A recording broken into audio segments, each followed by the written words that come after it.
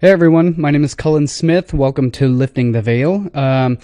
This is going to be a difficult presentation for me to put together, so I'm going to utilize what I've already pre-recorded from previous presentations because my YouTube channel was literally just terminated, and literally all of my social media platforms and every platform that I've spent years, almost a decade, building up for all of this content that you're about to witness throughout this entire presentation has been banned and deleted and just totally censored by all of big tech. So I'm currently scrambling to try to make an alternative YouTube channel and re-upload literally all of my entire 10 years of archives of videos and content.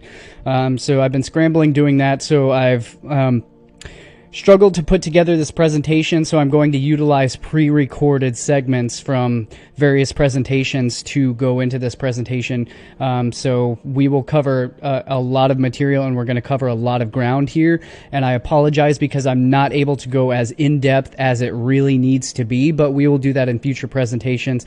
So if you want to, I asked for if you want to share or support this work that you're going to see throughout this presentation, you can do so at subscribestar.com/liftingtheveil. I'm moving all of my archives away from Patreon to Subscribestar because of the deletion of my YouTube channel and the suspension of my Patreon account, and on and on and on. I'm getting deplatformed from every single social media and big tech company platform because of the context and the content that you're going to see throughout this presentation. So without further ado, enjoy, and let's dive right into the material. We will cover a cursory introduction, and then we will go deeply into highly advanced content at a really rapid pace. So the title of this talk is Esoteric Anatomy, the Electric Temple of Man, and we're going to cover a lot of material, a lot of different material, and I've had a hard time putting this presentation together because of all the work that I've been immersed in trying to finish up these couple films that I've got going that are almost about to be complete, that I was working on right when I was making this. So I've had to basically completely divert my attention away from that and try to refocus it onto putting this together. So it's going to be a lot of information, and it's going to be a big tapestry that we're going to be weaving together here. The human body is the temple, or the vehicle in which the spirit dwells and operates, and like any high-performance vehicle, it requires proper fuel, proper maintenance, and proper understanding in order to function at its full potential without breaking down. You will learn the basics and advanced metaphysical concepts that govern life, the incredible human body, and facilitate its function as the bridge or conscious interface between the cosmos and the earth. You will learn basic and advanced concepts of language, anatomy, nutrition, hermetic principles, and laws that govern the universe from macro to micro scale.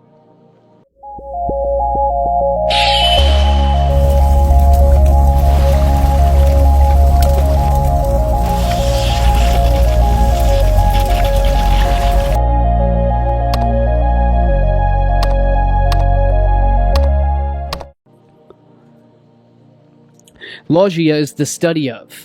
I have hewn a sacred log from the logos at the root of the sacred tree of knowledge, and we are going on a log ride of logic.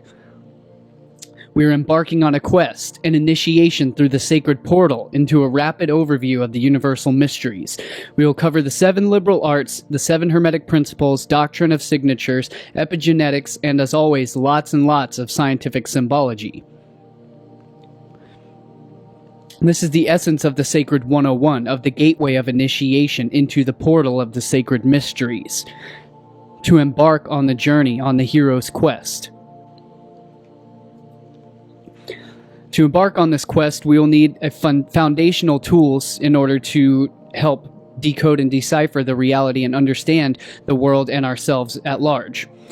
These are the 2 inner truths. These are the inner truth and the outer truth, what I call the twin pillars of knowledge.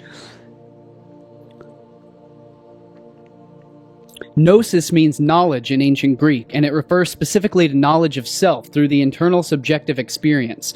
Scientia is Latin for knowledge, from the root of sciere, of shiri, meaning to know, more specifically referring to knowledge of the external world by means of experimentation and dissection of the parts in order to study the whole.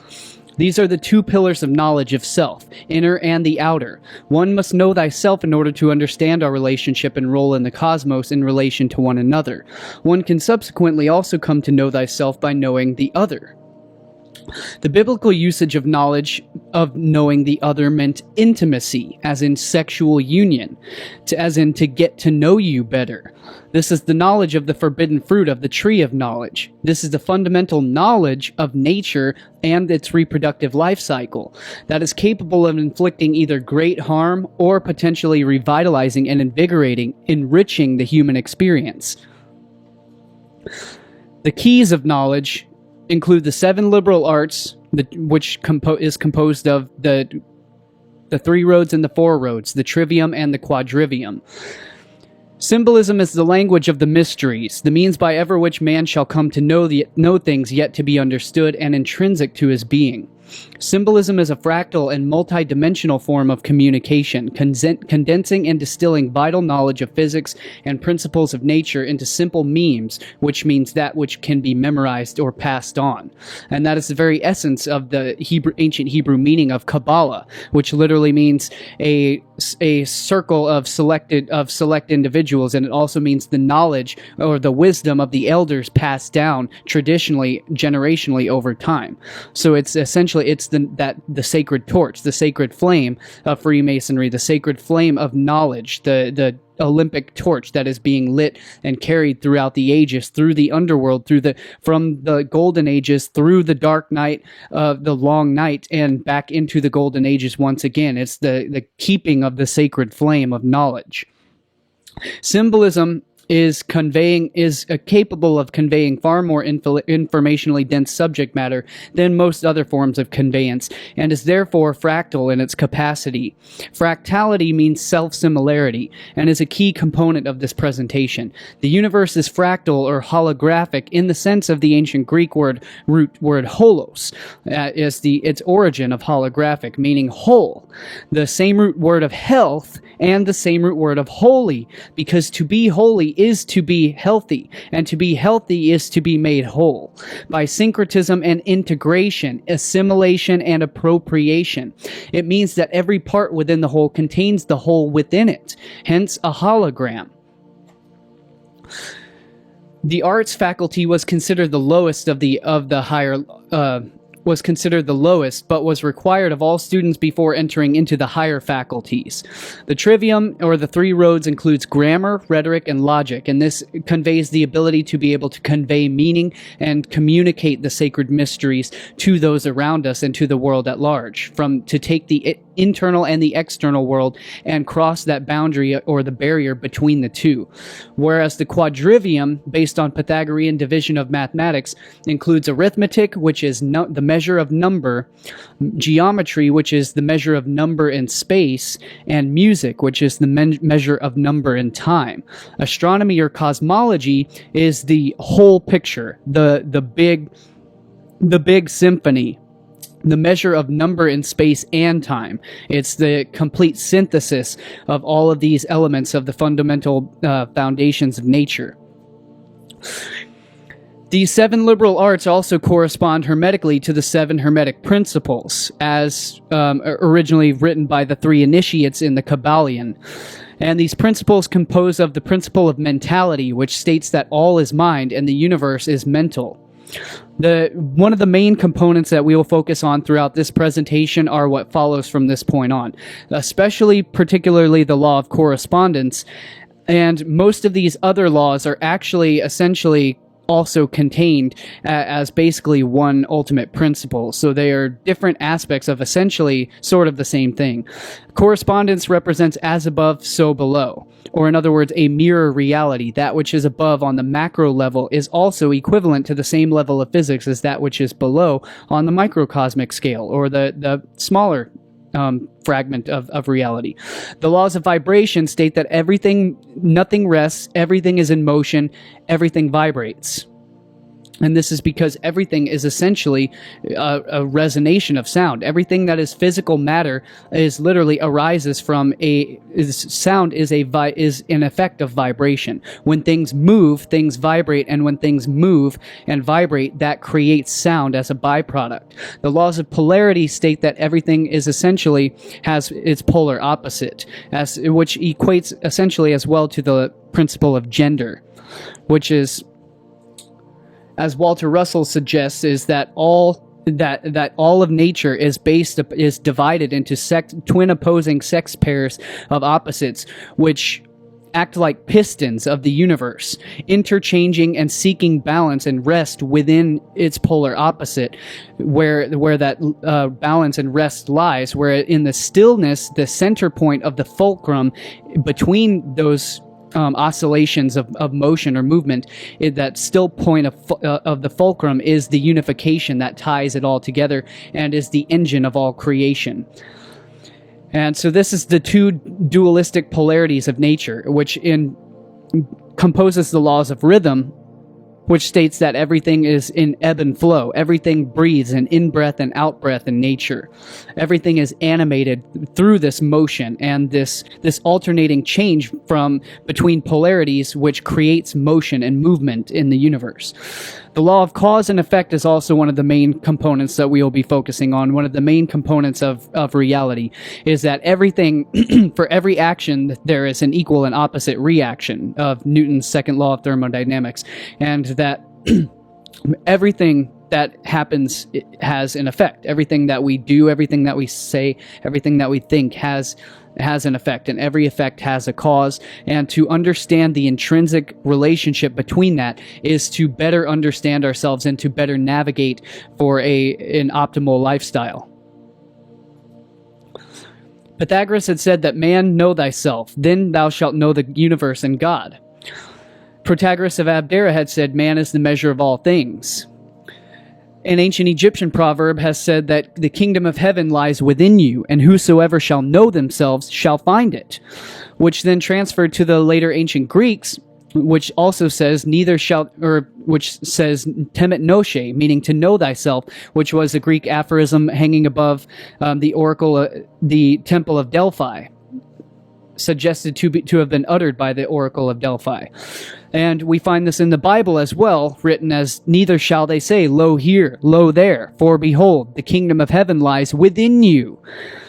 Pythagoras had also said, in one of the main rules, one of the main most strict rules of the tenets of the Pythagoreans was, "Let no man enter into the temple who is ignorant of geometry." And this is sort of interesting because if no man is ignorant, if someone is ignorant of geometry, they obviously aren't going to be able to learn about geometry by not being allowed into the temple. So that is why the de-occulting of knowledge and information is so important, so crucial at this time, because we now have to initiate each other into the sacred mysteries, because if you cannot gain knowledge of geometry unless you are first initiated into the knowledge of geometry. So it's sort of a double-edged sword there. So the point is to liberate information that men will no longer be ignorant of geometry. So that's what we're going to give you a vast and a broad overarching scope of throughout this presentation. So let no man enter who is ignorant of geometry. So we will give you the rundown of geometry so that no man will remain ignorant of geometry.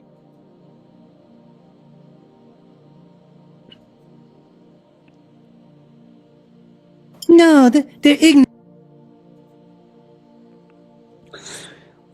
Rumi had said, "I looked in temples, churches, and mosques, but I found the divine within my own heart."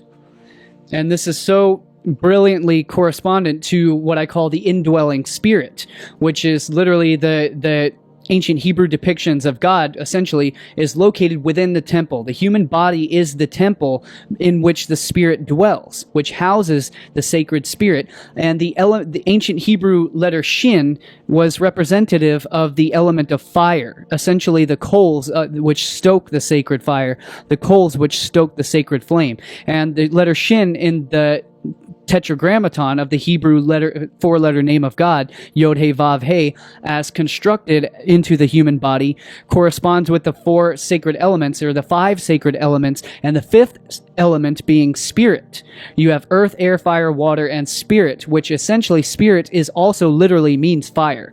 Spirit is spiritus. It literally means breath. And that breath literally comes from the meaning of fire, as spire literally means to breathe.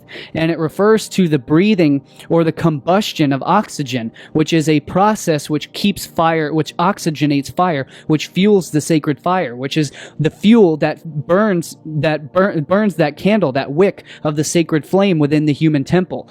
And the Hebrew letter shin actually corresponds exactly, as I've discovered, corresponds exactly with the nerve fibers of the human heart of the two chambers of the human heart, the left and right ventricles. And again, the sacred fire, the sacred spirit burns within the heart. So we can't dwell on these segments too long. We've got to keep moving because there's a lot to cover. So we've got to keep moving. The human body is the temple which houses the sacred spirit. And this temple is not to be found outside of ourselves, but the kingdom is to be found within ourselves. The divine spirit, the creative animus that gives forth all life and brings forth all life, is to be found within the source of consciousness within us. The temple was not built with hammer nor stone, for the kingdom lies within you. You will not find him in kings' palaces or churches and mosques built of stone, for the temple of your head is the temple. The temp is a place of worship, as well as meaning temporary, as meaning tempo, meaning a measure of time, a measure of things to pass, things yet to come. And El is the ancient Hebrew name for God, the God of the Old Testament, and the God of the Phoenicians. The temple was the place of worship for God, which is found within you, which was actually the esoteric meaning, the true meaning of Solomon's temple, which was never an actual place. It's a concept. It's an allegory which is used to convey multiple layers of deep hidden meanings. In religion, it was the exoteric interpretation was as being a literal temple, but that temple was literally designed in the outlay of the human body, which is what Masonic artwork and Masonic architecture has been doing the world over for thousands of years, if not longer. As the human body is the living temple, the temple of the living spirit. And in Freemasonry, it was known as the Twin Pillars, corresponding to the Holy of Holies, which was the most sacred chamber, the Most High, where the Ark of the Covenant was kept. And we've covered this fully in my Symbols of Power Part 2 and Part 3 films, and we don't nearly have enough time to even go into depth here, but you can see those full films if you want to explore these topics in extreme levels of mind-blowing original detail that you won't find and haven't seen anywhere else. So check that out if you're interested in seeing those on my YouTube channel. And so that is the esoteric meaning of this Temple of Solomon. The Temple of Solomon represents the soul of man. In other words, the soul of Mon. Sol means the sun, and Mon means the moon. Sol is Latin for sun. Mon is, I believe, ancient. Mon comes from the roots of manas, min, to think, which means to have in mind, which also correlates to the etymological meaning of spirit, which also correlates to the etymological meaning of the moon, as the manas, the monas, the mona is the name of the moon. So we're talking about the divine principles of polarity yet again. We're talking about the hieros gamos, the merging and the union, the sacred communion of polarities to produce the electric spark of the covenant with God between man and the divine. And this spark of the covenant takes place by the union of polarities, the union of opposites within ourselves, the union and the reconciliation of differing aspects within ourselves, to become whole, to become holy, to become holos, to become healthy. The body is the temple of woman, as well as the temple of man. And this comes from the temple of man concept was deciphered by the genius esoteric Egyptologist R.A. Schwaller de Lubitsch, who decoded the temple of Luxor to reveal the patterns of entering into the temple to be deciphered as enabling higher states of consciousness as a correspondent or an external act of sympathetic magic in order to invoke the divine within, but through the symbolic or sacred act or the ritual act of entering into or coming inside the sacred temple to commune with that inner divinity. So again, it's the temple of sacred communion, of the essence of the very sacred, most sacred aspect of coming inside in order to experience the connection, the communion with the divine. And the ancient Gnostics knew this in every ways, yet again, as the hieros gamos, the sacred sexual union, which was ultimately the underpinning aspect that underlies all of Freemasonry and all esoteric traditions. Ultimately, the entire universe all goes back to the sexual procreation, the sexual dynamics of nature itself, because that is what all physics revolves around. That's literally the principle that creates everything that we see, experience in this reality and in every reality available, is all created through this motion of sex interchange of sex polarities. And so we find these examples that I've compiled here is, again, the Temple of Man by Schwaller de Lubitsch, which was his deciphering of the Temple of Luxor in Egypt. We've got numerous ancient Hindu temples constructed to the divine proportions of the human anatomy as well, complete with the phallic obelisks or the phallic world pillar, the axis mundi, always seen penetrating the feminine womb or penetrating the feminine uterus, again creating the sacred union.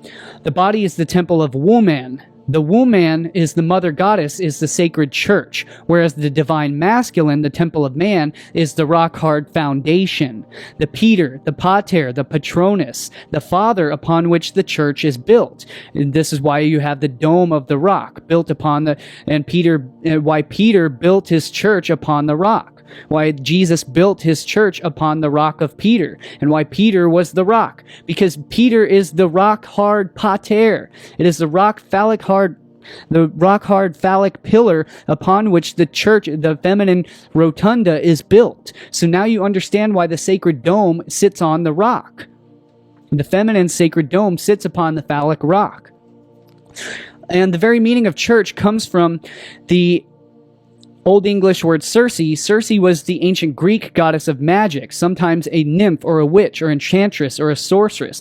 By most accounts, Circe was the daughter of Helios, and she was attributed as the goddess of magic associated with a lunar goddess, representative again of the divine feminine. So it's the essence of the goddess. And Circe was also the goddess the goddess of magic who enchanted and bewitched men and turned men into swine, which is symbolic of what the modern Catholic Church does today, which is simply a commercial experience rather than an ancient sacred communion by entering into the sacred temple and experiencing the divine revelatory transformation as we used to in ancient times. So the feminine circle is the Cirque of El. Circe is the ancient goddess of the circle. The circle represents the goddess whole. The goddess whole, it's the sacred whole, which again, we have the whole as well as the whole, meaning the entirety. So this pun, this play on words, is actually deeply etymologically linked. And this is the sacred whole, which is the sacred hollow, which is hallowed, because it's the hollow, holy whole. And hallowed be thy name, which all of these, and I'm going to give a brief rundown of my perspectives on what I mean when I'm talking about the essence of what I'm talking about when I refer to God. And I'm not referring to anything that any religion would have you refer to God as. I am referring to the principles and the physics of nature itself when I refer anytime to God. So this sacred circle is the sacred feminine whole. It's the void of creation, the great gap, which was known in all ancient cultures and all ancient religions as the primordial void from which sprung forth all of creation, essentially the wellspring. It is the feminine well, the dark hole, which springs forth and generates forth and gives birth to all of form, all of matter, and all of creation. And so I want to cover a brief segment of that. That's the gap, now fall through the gap. whatever your shape, sex, or size. We got your favorite Levi's jeans at the Gap. So this is extremely, the reason I included this in my full Symbols of Power Part 3 presentation is because the Gap, it's highly symbolic that this is a commercial from the 70s, and it's so hilarious that they're, the whole slogan and the motto is fall into the gap, which is the sacred feminine, and that's why the Gap is selling jeans, because the jeans are what covers the sacred gap. It's the sacred gap between the legs, the sacred portal of the 101. Between the twin pillars lies the sacred portal, the sacred gateway, the sacred gap of all creation, the Old Norse Janunga gap, the cosmic void, the cosmic womb. And so this is why they zoomed in on the guy's penis in this actual legitimate commercial. Like, they zoom in on it and they're like, woo! Yeah! like it's so symbolically obvious here, and people probably had no idea. The great abyss, the black abyss of space and the deep oceans, the matrix, which means womb, the mother, mater, being the woman where all of life comes from, the source of life. Greek metra means uterus or womb, and meter, mater, meaning mother, where pater, father, is the energetic pattern that gives rise to so-called matter, and thus geo, the word-forming element meaning earth. The earth, coming from Greek Gaia, gives us geometry, earth measure, literally measure of the mother, but more accurately the proverbial mapping of the womb of our mother, which we inhabit. We are all individual organisms, cells who work together within the body of the earth, forming organizations that we call a body of peoples. Within this matrix womb that is our Mother Earth. Language reflects the roots and the path of our fractal pattern of nature in our universe. How that which we call God, most refer to as a man, just shows us that we are cells that make up a larger organism called Earth, which is itself just a living cell that makes up a larger organism called a galaxy, which is also a feminine word which comes from geo, galactose, meaning milk, which is why we have the Milky Way galaxy. Source or origin, from mater, genitive matrice, meaning mother. Chaos, gaping void. Abyss, that which gapes wide open, is vast and empty. From Proto-Indo-European root gu, to gape or yawn. From Greek kaino, I yawned, meaning of utter. All right, so we'll skip through that. Again, the body is the sacred goddess is the church, the temple of womb man, the birth of creation. Just as this is why the church, to come inside the goddess church, you must enter into the rotunda, the feminine rotunda, which is the round womb, the pregnant belly, and you enter in through the doorway or through the sacred gateway and the vestibule of God into the inner temple inside the Holy of Holies, which corresponds in anatomy to the vulva, the bulb of the vestibule, and the hymen of the Virgin, which is the vaginal canal, and finally into the womb, the most sacred Holy of Holies, where the incubation of the spirit or the fire inside. We sing hymns, or which are praises to God, which comes from ancient Greek hymeneos, meaning wedding song, from Hymen, meaning who was the Greek god of marriage. And yet again, this is the cosmic theme of the sacred Hieros Gamos, the holy sperma communion as it was known to the ancient spermo-Gnostics, upon which all religions and all theologies are founded, upon this sacred sexual principle of the Unitarian polarities of physics and nature itself. And this is the sacred Hieros Gamos, the union of opposites, the union of polarities, the sacred marriage, which gives birth and gives forth generation to not just the human body, but to all of creation. Your body is my church. My body is your temple, and we come to know God through each other. So what is the blueprint of creation? The divine proportion is the symmetry and harmony, which is healthy, balanced, and flows, which gives way to beauty. The golden ratio is nature's formula for stepping down in energy or electrical energy into smaller fractal units, thus bridging the gap between the worlds of order and chaos. So it is essentially the cosmic ladder, the Jacob's ladder, the cosmic pillar, which around which all things are formed. The organizing principle of nature, which gives rise to function and form in nature. Some of the greatest mathematicians and mathematical minds from all ages, from Pythagoras and Euclid in ancient Greek through the medieval Italian mathematician Leonardo of Pisa,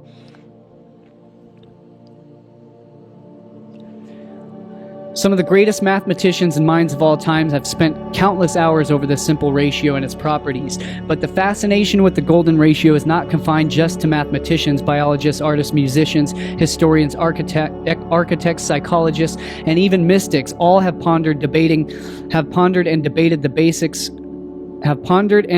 the basis of its ubiquity and appeal. In fact, it's probably fair to say that the golden ratio has inspired thinkers of all disciplines like no other number in the history of mathematics.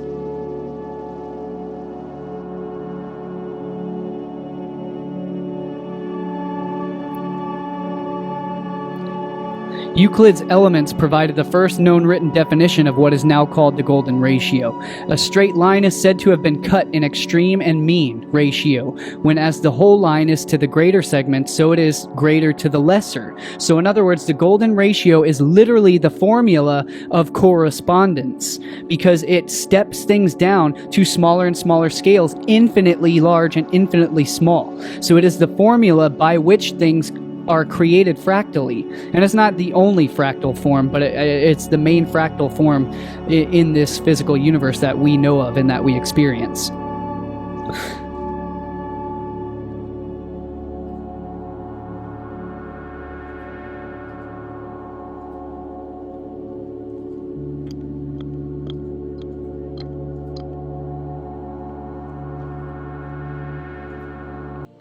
Mathematics is the language of beauty and harmony. It conveys health, wholeness, and genetic integrity. The purpose of language is used as a surrogate or proxy placeholder of the real world and all of its experiences in order to carry these experiences around with us anywhere you go, to display the contents of your mind at any given time, to show people what's in your mind and that which you're speaking to. The goal of this language is to make that which you're communicating with as closely represent the image of what it actually is in reality. Or in your mind, such as the more descriptive you can make something, the greater the definition it has, or in other words, the greater the clarity of the picture. In other words, the higher the resolution that your display becomes. Thus, the greater resolve, or the resolution, or conviction you have upon your mind and your perception of reality. So language arises from the collective mind of the physical world in order to describe the experiences we have both physically and psychically. Language arises directly from mathematics itself, the universal language, expressed through DNA, which communicates physical form through the process of morphogenesis, which means the birth or the creation of form. So, for example, the rock ptarmigan and other species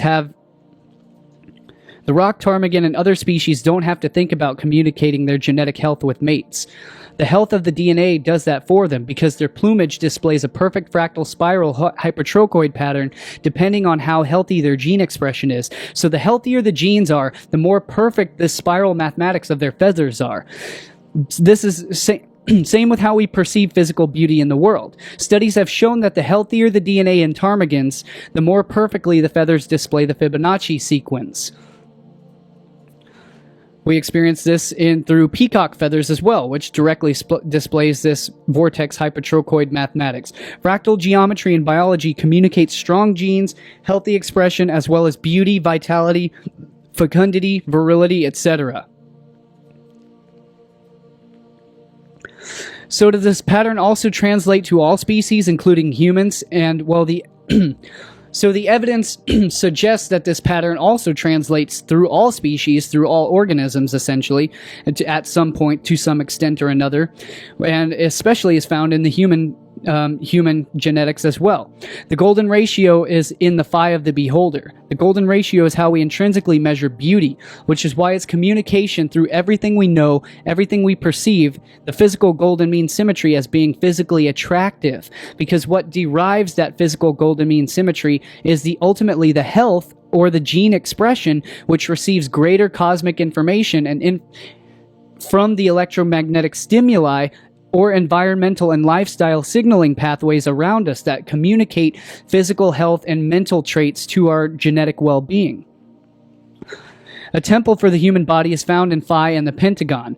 Dr. Stephen Marquardt has studied human beauty for years in his practice of oral and maxillofacial surgery. Dr. Marquardt performed cross-cultural surveys on beauty and found that all groups had the same perceptions of facial beauty. He also analyzed the human face from ancient times to the modern day. Through his research, he discovered that beauty is not only related to Phi, but can be defined for both genders and for all races, cultures, and eras throughout history, with the beauty mask that he developed and patented. This mask uses the pentagon and the decagon as its foundation, which embody Phi in all of their dimensions. This is from my presentation and ebook, The Quintessentia, the Perfect Fifth Element, the Goddess and Pentevolency of Nature. And this is the meaning of quintessential, again, is the fifth element. The fifth element is the element of spirit, which again is the element of fire, essentially in a higher aspect, a spiritual fire, and invisible fire, and inextinguishable, and what Tolkien had called the flame imperishable, and we find throughout Hollywood culture and mythology as the eternal flame. So the quintessence literally means the fifth essence, from Latin quintus, from Latin quintessentia, meaning the fifth element, the most pure, the most distilled, and the most pure form of the elements. The Greek translation was the ether, which was added by Aristotle to the four known elements, water, earth, fire, air, and said to permeate all things. Its extraction was one of the chief goals of alchemy, the philosopher's stone, in the sense of the purest essence of a situation or a character, etc., which is the meaning of quintessence, the most important aspect, the highest, the most purest, most distilled aspect of the elements. So this element of the pentagram, or the pentagon, this pentagonal pentevolency of nature, is the essence of the sacred goddess, and the essence of sacred geometry, and the essence especially of fruit and the plants in nature, influenced by the astronomical cycles of the planet Venus, which represents the pentagon. Within the apple there is contained the five-pointed star and the seated vulva, which symbolize the two aspects which are required for creation in the material realm. Fire is the number which represents the spiritual and unseen aspect of life and creation. Within the five is the number which represents the spiritual and unseen aspects of life and creation. Within the number 5 is contained the four elements of fire, air, earth, water, air. Fire, earth, air, and water, along with the quintessential fifth element, which is referred to by the alchemists as ether, the Chinese as ki, as ki or chi, and the Indian mystics as prana, and to the ancient Egyptians known as ka, the element of spirit, the animating life force. And of course, ki is also the 22nd letter of the ancient Greek alphabet, pronounced as ki, and it literally means to mark with an X.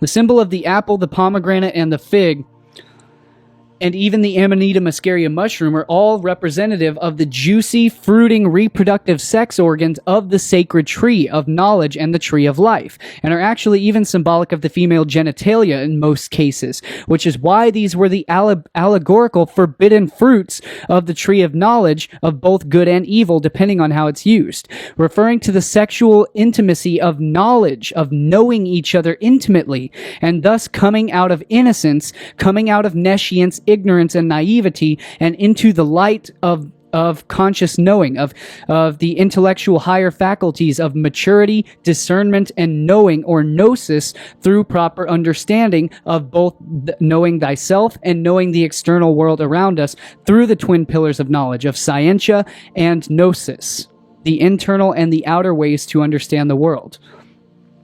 The golden mean ratio phi is not only unseen or metaphysical pattern, but it's also the actual physical scaffolding of not just the human being, but all form and function in nature. Hence the Vitruvian man and the Masonic formula for squaring the circle.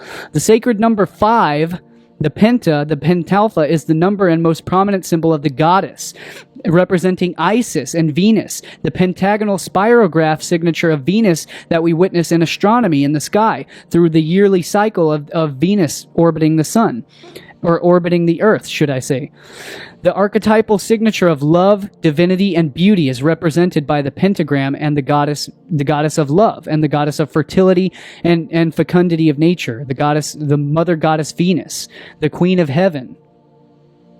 The pentagram is also the hieroglyph for the Egyptian goddess Isis. It's also known as East, also known as Esat, and the anagram, of course, and the epithet for East is the Eastern Star, which was representative of both Venus and Sirius, depending on your location and the time of year. But these were both the mother goddess, essentially known as the morning star, which was Lucifer rising in the sky. But we can't go too deep into this. We just got to skim over all of this. I've got full presentations on my YouTube channel if you want to explore all this, the linguistics and the symbolism and the mathematics much more in depth on my channel. So again, this is the order of the Eastern Star, the pentavalency of nature, the mother goddess as seen through the heavens, and which influences the sacred fertility fruits and the plants of nature here on earth, which trigger the evolution and the inspiration of human beings, as well as we will cover towards the end of this presentation. So again, the goddess Isis is represented by the hieroglyph of the 5-pointed star, the pentalpha, which represents the sacred star of Sirius. This is exactly why the smash hit esoteric sci-fi film by Luc Besson, The Fifth Element, is the quintessentia, who is the female goddess, and literally portrayed as fully activated human being, referred to as the supreme being throughout this film, with fully functional 12-strand DNA helix as depicted upon her construction. And interesting that her name is Lilu, which can also be spelled L-I-L-L-U, meaning Lilu, which was exactly comprising of the Akkadian root word of Ilu, which meant God. So this gives us the context for why her divine essence is activated and utilized to defeat the ultimate force of evil by none other than the sacred power of the 5th element, which is love, and the power to preserve life. So this is why the 5th element was literally all about love. And this was symbolically portrayed beautifully throughout the film by Luc Besson. A beautiful symbolic movie. One of the cult classics. It's one of the best movies I think that I've seen ever. It's a classic. It's a favorite of mine. The symbolic motif of 5th element was the Hieros Gamos, again the sacred marriage, the alchemical wedding between masculine and feminine principles, and through the means of the attainment of the 5th element, which is love, the divine goddess, supreme being, which represents the element of phi, the element of 5, the quintessence, the sacred element of love, the 5th element, which animates all things. This is why you'll find the primary colors of the visible light spectrum and the 4 alchemical elements from both male and female emanate from and culminate back into their purest quintessence of the white light. So now you understand exactly why, through the sacred union of love, the divine power of the orgasm between the male and female is life created and preserved. And this was a symbolic representation of the sex magic and the fertility of nature itself. That's why the 5th element of love portrays the orgasmic explosion, which defeats it through the power of the 5th element, the quintessence of love and the sacred spirit. It defeats the end of the world and overcomes the ultimate forces of darkness and the ultimate forces of evil in the universe. And this was representative of the sacred sperma communion at the the moment of conception, which emits a bright flash of zinc when the spermatozoon, the sacred spear of destiny, penetrates and cavitates the ovum. So it's the representation of the sperm and the ovum. And again, this is why they refer to Lilu in the fifth element as perfect. We're going to skip over a lot of this, but it's referring much deeper into numerology and esoteric sex magic and the principles of the human anatomy and the principles of procreation. But so we're going to skip over that and just stick to the sacred element of 5 rather than going into the sex, or which is the hex, which is the number of 6, which is so the relationship of 6 to 5, representing the creation of life and the human being. So we're going to skip over that sex magic and stick with the phi.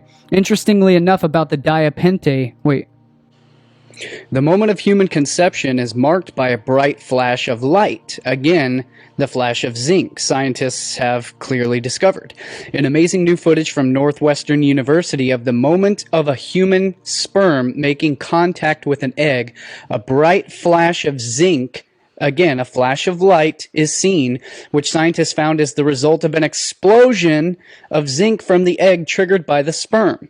A microcosmic cellular Big Bang that emerges out of a macrocosmic sexual Big Bang, or orgasm. The universe will never be the same. I'm glad you came. I'm glad you came. And God said, "Let there be light." And there was life in the beginning of Genesis, the generation of the gene of Isis, the Genesis. And we've covered this entire segment much more fully in my full video, which is now deleted from my YouTube channel, which my YouTube channel is now deleted. But you can still find all of these full presentations and all of these full videos and archives on my Odyssey channel, odyssey.com /Lifting the Veil. Odyssey, you find Lifting the Veil on odyssey.com, spelled Odyssee, as in C with your eyes, odyssey.com. So you can find my backup channel and most of my backup videos on there. So we covered this entire segment much more in depth, but I will briefly cover this once again.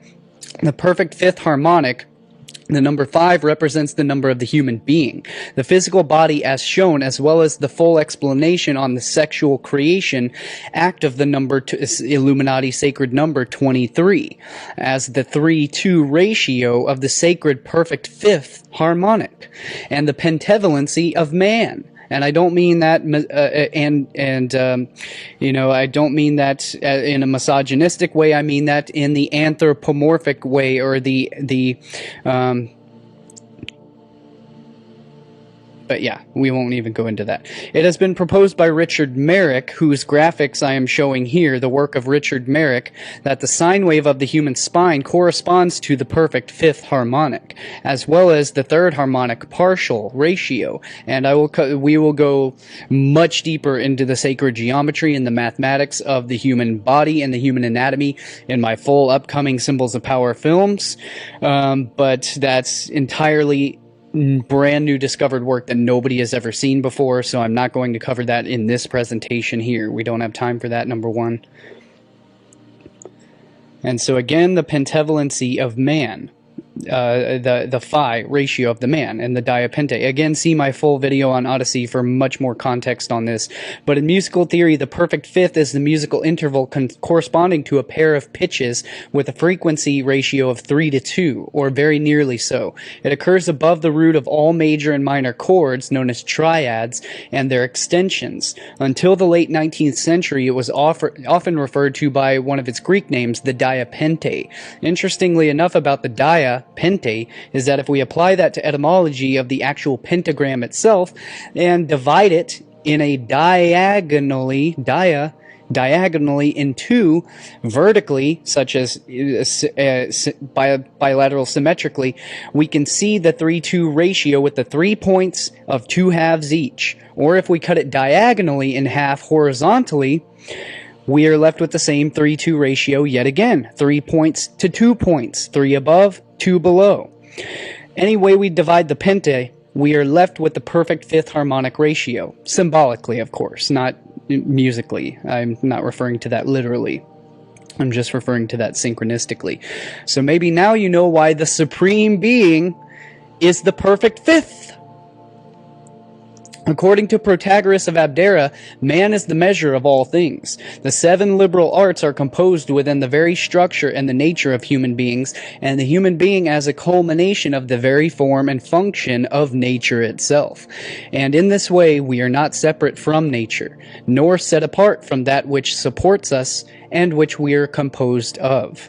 And I have to give credit on the left image, the left graphic, to Joe Dubs, because I know he's going to piss and complain that I used one of his graphics synced with all of it, even though it's literally just a superimposition of, basic, well-known images and well-known principles. But I have to give him credit, otherwise he'll piss and complain that I used his graphic in, my presentations, even though it's fair use, transformative work in showing an entirely different and brand new context and entirely new content synced with, as you can see here, with the very symbol of Westworld, the symbol of the transformation of the human being into the transhumanistic android nature of the future, of our future, of the West world, the Western world. Again, the sun sets in the West, the Western world, where the fall of civilization begins, corresponded to the Vitruvian man, which is the exact same symbolism of the burning man.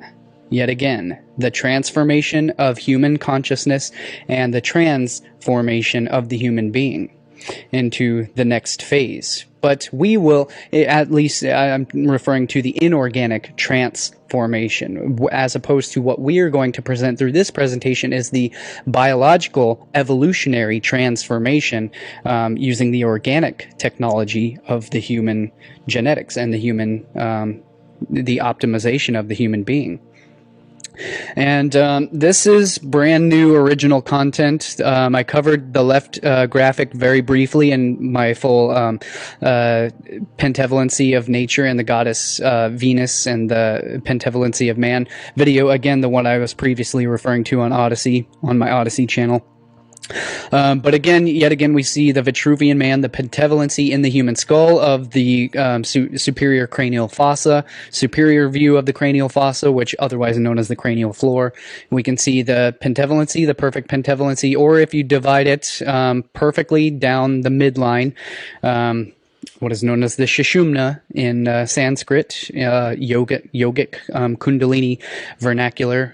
We are referring to the bilateral symmetry, which is also a perfect hex, a perfect hexagram or hexagonal, a 6-axis division down the human skull, which perfectly merges with the pentavalency or the penta-axis as well, as shown and depicted here, which is the exact symbolic meaning, and this is my entirely original discovery that nobody has ever seen before. It's never been discussed. It's never been revealed, the secrets of the Westworld symbolism and the Westworld series, but this is an excerpt. The graphic on the right is an excerpt from my full written ebook presentation, Navigating the Maze and the Consciousness of Man, which is in unfinished. It's about 3/4 finished, a full video film, Symbols of Power film, that I've begun, and I never got around to finishing it, which I need to get around to finishing it. I do have the segments completed now to go ahead and finish that.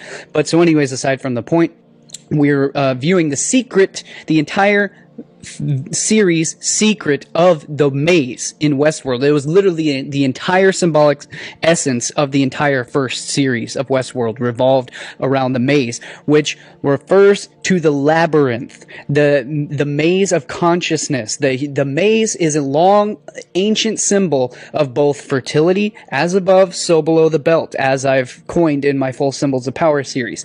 What is above the belt is a direct correspondence and correlation to what is below the belt. The sexual organs are a direct symbolic, countless ways that I've proven this and can show this, from linguistics, the etymology, the symbolism, the biology, the anatomy, every aspect you could possibly imagine. The sexual organs are a direct mirror homologous correspondence to the brain specifically, as well as various other organs above the belt. It's literally as if you fold the human being in half. What is above is directly correspondent to what is below. If you do a half fold and you fold downward, your above meets the below. Wow. Ouroborically, the symbol of the serpent eating its own tail, or rather the man eating its own you know what. But yeah, we won't go into that. So anyways, what we are viewing is the literal maze depicted in the series Westworld. It was directly representative of the human brain. We literally see the correspondence of the lateral ventricles with the exact mirror images of the optic pathways of the optic chiasm and the optic nerves meeting at the back of the brain on the occipital lobe. We literally see the head of the man depicted in the Westworld maze corresponds to the pineal body, which sits directly at the back of the lateral ventricles, as well as this little diamond shape. It looks like actually this is symbolic. This is actually a female in the Westworld maze at the center of the maze, and she's giving birth to a child. And in the series, at the very end, spoiler alert, the very finale of that series, we found that Maeve, the Maven, was the one at the center of the maze with her child. So that's what the diamond is. She's literally giving birth to a child in the symbolic image here. And the child corresponds to the pituitary gland,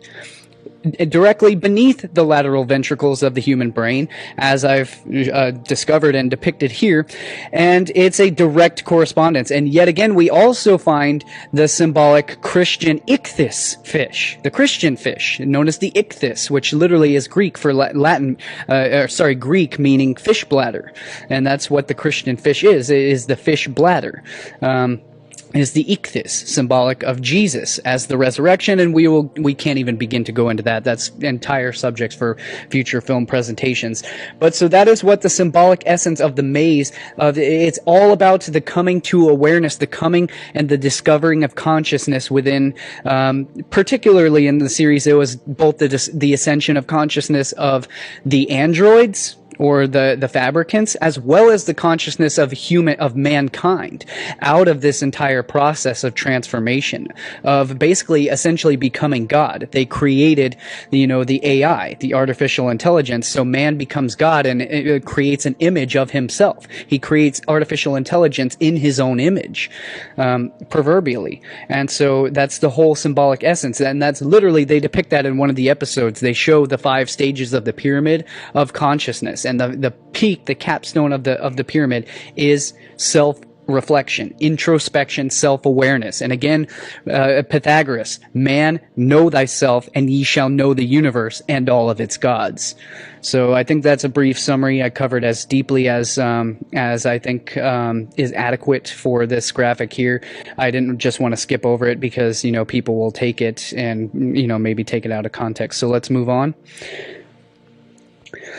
Again, we covered this in my full video, so maybe I will skip over these segments here because I'm taking a little longer than I had expected. But again, basically, iambic pentameter is considered to give poetic rhythm and beauty to the English language, just as the perfect fifth harmonic elucidates beauty and harmony in music, just as the 5 golden mean ratio gives beauty and aesthetic form to everything in our material world, our mater, the world of the feminine world, of the mother, of Gaia, of Geo, of the earth, the feminine mother, the divine mother, Sophia, the goddess of wisdom, and the goddess of mater, or materialism, the goddess of material matter, whereas the pattern is the energetic pattern of the pater, of the father.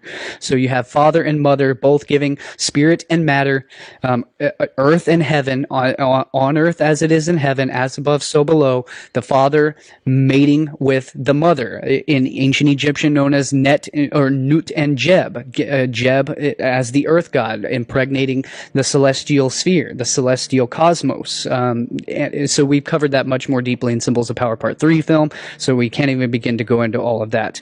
But again, iambic pentameter comes from the ancient Greek goddess Iambe, the goddess of poetry and humor. She made Demeter laugh her ass off by lifting her dress and showing off her yone.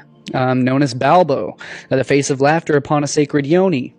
And so we get into the implosive phase conjugation of the wave harmonics that determines fractality of the human DNA.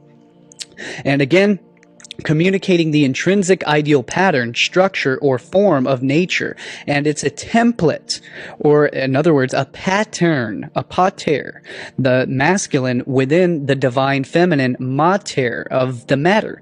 The pattern of the father is what impregnates the material world and gives rise to matter, which we find in all of nature, in all of creation.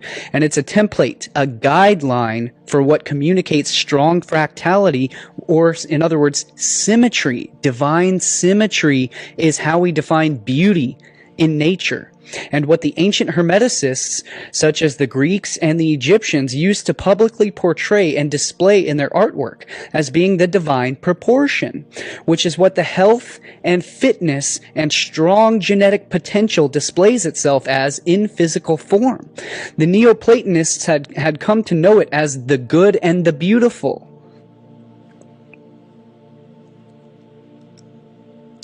And yet again, let's take this opportunity to destroy racism and critical race theory and all of that, Disney promoted nonsense, and far left, extreme left, racist nonsense, because we find the divine template, the divine pattern of beauty throughout all races, all cultures, all history, the world over. It's the same universal pattern of beauty that applies universally. It is universal wisdom of Sophia, of the divine feminine and the divine masculine father, imbuing that structural divinity within all of nature. I'm certain that this is why men are inherently physically attracted or stimulated like moths to a flame to women who exhibit more symmetrical, or in other words, closer to the perfect golden ratio physical traits. Those perfect golden assets, those notorious curves born from the golden spiral, the breasts, the ass, the cheekbones, lips, hips, etc. Because it's their DNA communicating through this divine, universal, intrinsic language of mathematics to our DNA that they have strong genes ready to produce healthy, vibrant, vigorous, and perfectly symmetrical offspring. Healthier offspring. And we find this all throughout nature. The closer an organism is to the divine structure of the golden mean ratio and the divine perfect geometry, sacred geometrical patterns of nature. And this is not to put, ugly people down or to make anyone feel excluded. This is simply the divine, what we all strive for and achieve for. This is literally the true meaning of good genes, the true meaning of eugenics, healthy eugenics, meaning the secrets of mankind, our genetics, and how to create the most divine human being that we possibly can. This is the secret knowledge that every human being, the secret manual that every human being should be taught and should be passed on to everyone, because these are the secrets of holistic nutritional science, physical fitness, and all of these things that literally transform your body to make you more beautiful, make you more healthy, make you stronger, make you feel better, make you live longer, make your reach your full genetic potential. Anyone who's in the bodybuilding world understands that term, reaching your full genetic potential.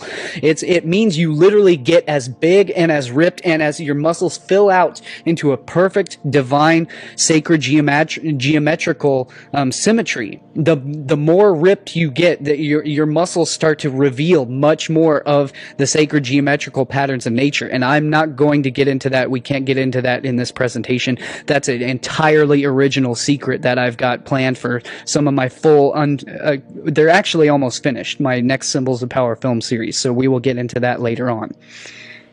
But we see the examples of this here in this graphic that I've depicted. The golden aspect ratio, that's play on words, the golden ass, which was literally a very popular book by Lucius Apiculi. I forget his name, but a very popular book, The Golden Ass. So I play on that. Again, the golden apple, the forbidden fruit, the verboten fruit of the garden of earthly delights, taking a bite of wisdom of the goddess, the divine mother Sophia, and her divine structural pattern of nature, which we find all throughout, especially the human anatomy, probably more so than many other mammals or even other organisms in nature, because the human being is literally one of the highest evolutions of the golden mean principle in nature. We find the structure of implosion. We will get much deeper into the structure here through this presentation is extremely powerful. It's the structure of implosion, of vortex-based mathematics, the structure of the torus field, which is the structure of perpetuity and perfect balance, perfect regulation of heat and cold, hot and cold, the duality of nature, the polarity of nature, perfectly expressed through the golden mean ratio, the golden mean spiral, which is the physics of implosion and explosion, which is both masculine and feminine perfectly united. And we find that's the meaning of the sexual organs, is the explosion of the masculine and the implosion or cavitation of the feminine. She takes and she sucks into herself in order to implode. And when back to what we've previously covered, when the spermatozoan punctures or punctuates, or the punctus creates the circumpunct. The circle gets punctured by the phallic sphere of destiny and sets forth, and it punctures that sphere, and then the sphere then literally begins to cavitate, and it collapses into itself, and it begins the cellular division. That singular sphere of creation, that egg, that ovum, becomes punctuated or punctured, just as when an organism is born out of the egg, it has to puncture that egg and destroy that world in order to be reborn into a new world. And so that is the process that sets forth the cycles of nature and creation. And so this will lead us deeper into our next slides. Again, these are from excerpts from my full presentations on the phi cavitation and the golden mean ratio in nature, and the physics, the entire physics of structural cavitation and divine human anatomy. Once again, the phi ratio represents the essence of cavitation itself. Once again, when a sphere gets charged with energy, it oscillates to the point of punctuation and implosion. It is the implosion that is the big bang that sets forth the cycle of life. And we find that in the cavitation or the what's known as the star in a jar simulations of sonoluminescence, where they literally vibrate an oscillating sound wave to such a strong frequency that it actually punctures a bubble inside a hermetically sealed container. And that cavitation of the bubble produces a spark, a divine light, a divine spark, or a big bang of energy so powerful that it simulates the heat of the sun itself. And it's literally cavitates and emits a glow of light. It's literally how stars are actually created, is they cavitate. They implode within themselves, and that's how stars are created in the cosmos. It is through physics of sex magic and the principles of cavitation. So let's move on to the next slide, or we can see again this entire original compilation of examples of what's known as the cardioid figure that I've compiled here in the graphic on the right-hand side, the golden mean ratio, the doctrine of signatures that we find throughout all of nature. Well, at the bottom left, we find Victor Genius, the water wizard of the 1900s, on the same level as Nikola Tesla, who was the electrical wizard. Victor Schauberger was his equal in the field of water, cavitation physics, and inventions and energy.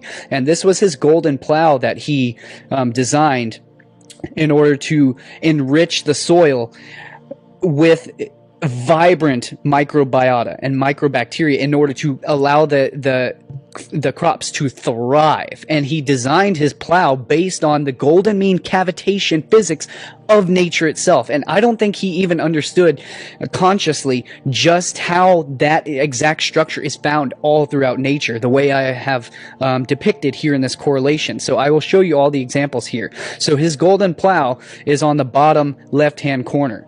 That is literally the same structure. It's known as a cardioid figure, meaning a heart-shaped structure. That is literally the structure of the human heart. It is literally the structure.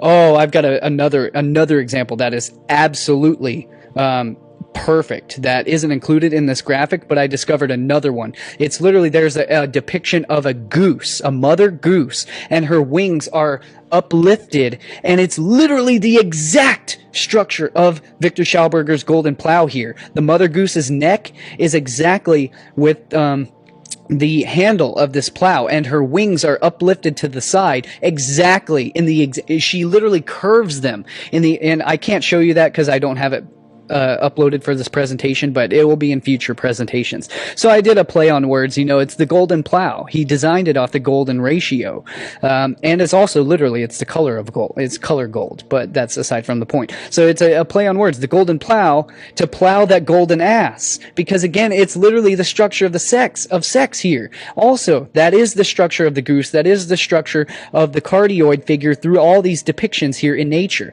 And I don't mean that to be vulgar. That is just how it is. Literally, here's the phallic pillar. Think of this as literally, it's the goddess, laying on her stomach. This is literally the buttocks, and it is being penetrated by the phallic pillar directly in the center. It is literally, and a play on words, the golden plow, to plow that golden ass. And again, the book, a very popular, very well-known book, The Golden Ass. So it's a play on words, but it's literal in nature. It is literally the golden plow, to plow that golden ass. With the perfect golden aspect ratio. This is the structure of the human brain. We find the cardioid figure of the lateral ventricles, as well as the hippocampus, which follows the same contour along with the lateral ventricles. We find, again, it's literally the golden chalice within the human brain. It's the same structure of the cavitation bubble. It's the same structure as the torus of the apple, also synced here with the same exact structure of the barn owl's face, or the owl, the Vesica Pisces, the geometry of the sacred owl, which represents the sacred goddess of what? Does the sacred owl represent? The goddess Ishtar, the goddess Venus, love, beauty, fertility, the demon goddess of the nighttime, of the underworld, the goddess of sexuality and fertility and reproduction. Ishtar, Venus, the goddess of love, the mother of the queen of heaven, the divine feminine aspect in all her forms. The same structure as the human brain, the same structure again of Victor Schauberger's inventions here, the same structure of the human eyeball, the cardioid torus structure, the same structure of literally the mathematical cardioid itself, which we find all throughout the physics of light, the reflection of light, the physics of, countless examples. I could go on and on and on. The structure of the human lungs and the human rib cage, when viewed superficially from above, is literally the same structure of the cavitation implosion of the cardioid physics, and the structure of the bivalves, or clams, again, which is a symbol of the goddess vulva, the goddess of sexuality. Venus was born from what? She was born from an oyster or a clam, which is, again, Sandro Botticelli's depiction of the birth of Venus, where Venus is depicted being birthed out of a clam, which is the vulva. It's the goddess. This is the same exact structure of a horse's ass, or a horse vagina. It's everywhere, all throughout nature. We have the geoduck clam, which literally looks like a giant horse penis. I know that's vulgar, but that's the physics of nature. I'm sorry, that's just how it is. Look up the geoduck clam. Literally looks like a horse penis, and then you have the other bivalves, the other clams and oysters, and known as mussels, representing the female love muscle, literally representing the goddess vulva, as I've depicted countless times in my full Easter, occult secrets of Easter, and Ishtar, and the estrogen and estrus, and so many other links to all of that throughout my video series as well. The implosion cavitation of the cavitating bubble, the Greek letter phi, is literally represents the phi ratio is literally the lowercase Greek letter phi, and the uppercase Greek letter phi also represents is the exact structure of sex magic. It is the phallic pillar punctuating the feminine ovum, which is the exact structure of the torus field, the physics of nature itself. We find it in the dove breast, we find it in the elephant ear fern with the ankh at the center of it, on and on and on. Countless examples. So we went and spent way too much time on that, but I can't just let it go. So again, that's the physics of the sex magic of nature, the 1 and the 0, the binary code of nature, of how you code or program the structure of the physics of the matrix, which is Latin, means womb, as we've covered throughout the Symbols of Power film series. And again, it's the penetration, the punctuation of the ovum. It is the circumpunct, is known as the circle dot is the circumpunct. It means the circumference, the Circe, the goddess circle, being punctured or punctuated, and a punctuation is a period. It is a dot, and the feminine has her what? She has her period, which represents periodicity. A period represents a point in time. That is what we have, a period. That's why you go to first period, second period, third period in school. It's a point in time. The period is a punctuation. It is the beginning of time. It is taking the nothingness of the nous of the universe and punctuating it to create the division, which creates time and space itself. The sacred geometry of division, of cellular division, of the division and the structuring and segmentation of space-time to create space and matter and all of physical, everything in creation itself. It is the secrets of the universe, the secrets of life itself.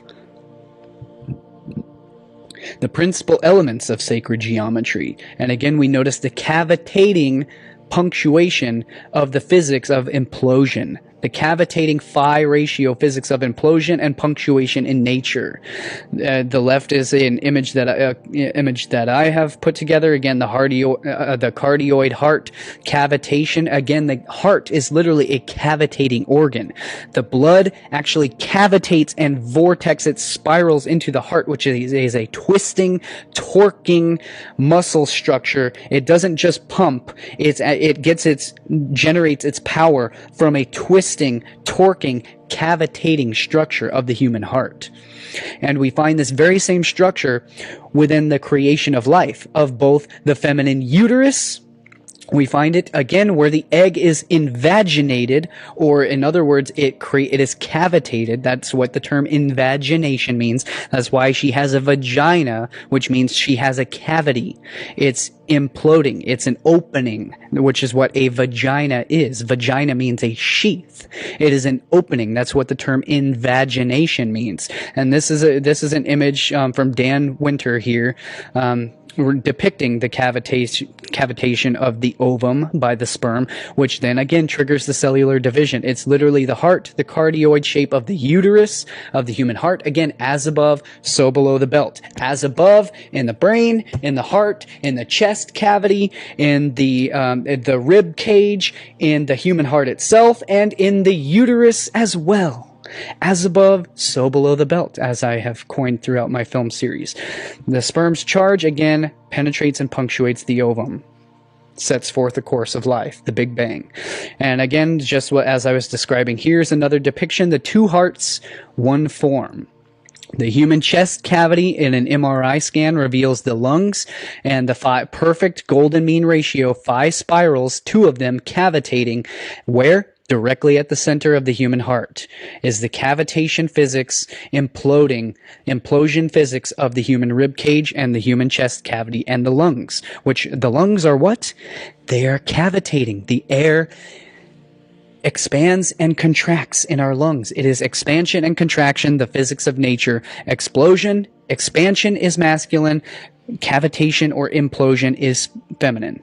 The human heart lies directly at the center of this cavitating 0 point physics of nature, just as the exact same mirror image of the uterus as above, so below the belt.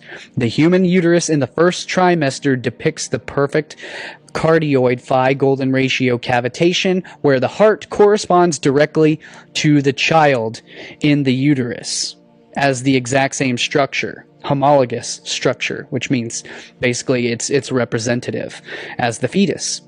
So the mother's chest cavity is a fractal of her womb, where two hearts cavitate, both in unison, her heart beating above, as well as the heart of the fetus in her uterus down below. As above, so below. Two hearts beating in unison, in perfect synchrony. Two hearts, one form, one physical structure of nature. And this is why the child, or the fetus, is known as the fruit, the sacred fertility fruit of the tree of knowledge. Because the child is the fruit, literally the fruit of her labor. It is the fruit. The child is the fruit of our labor. When the mother goes into labor, she gives birth, which is literally the coming to fruition. You take the word fruition, has the word fruit within it. The fruit coming to fruition means picking the fruit of the tree of life, of the tree of knowledge. And again, the biblical meaning of knowledge means to know, which literally means sex. It means reproduction, as in he came to know her, which is why I want to get to know you, girl. Because you come to know somebody intimately in the most sacred aspect. And in the sacred geometrical structure of the cardioid cavitating physics of the womb, of the creation of the child, which is the fruit of the tree of knowledge, the apple that Eve ate of the tree of knowledge was about reproduction. It was about sex and the fertility and the reproductive fruit of life, which is why it's the forbidden fruit. The verboten fruit is the knowledge of sexuality and the knowledge of procreation and the knowledge of the physics of nature and the physics of creation of life itself. And the apple doesn't fall far from the tree.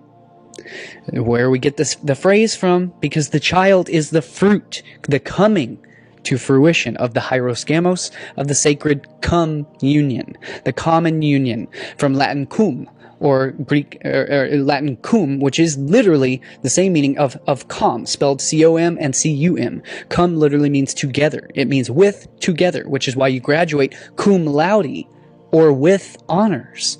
Because when you graduate, you are reaping the fruits of your hard labor, of the 12 years of education or more.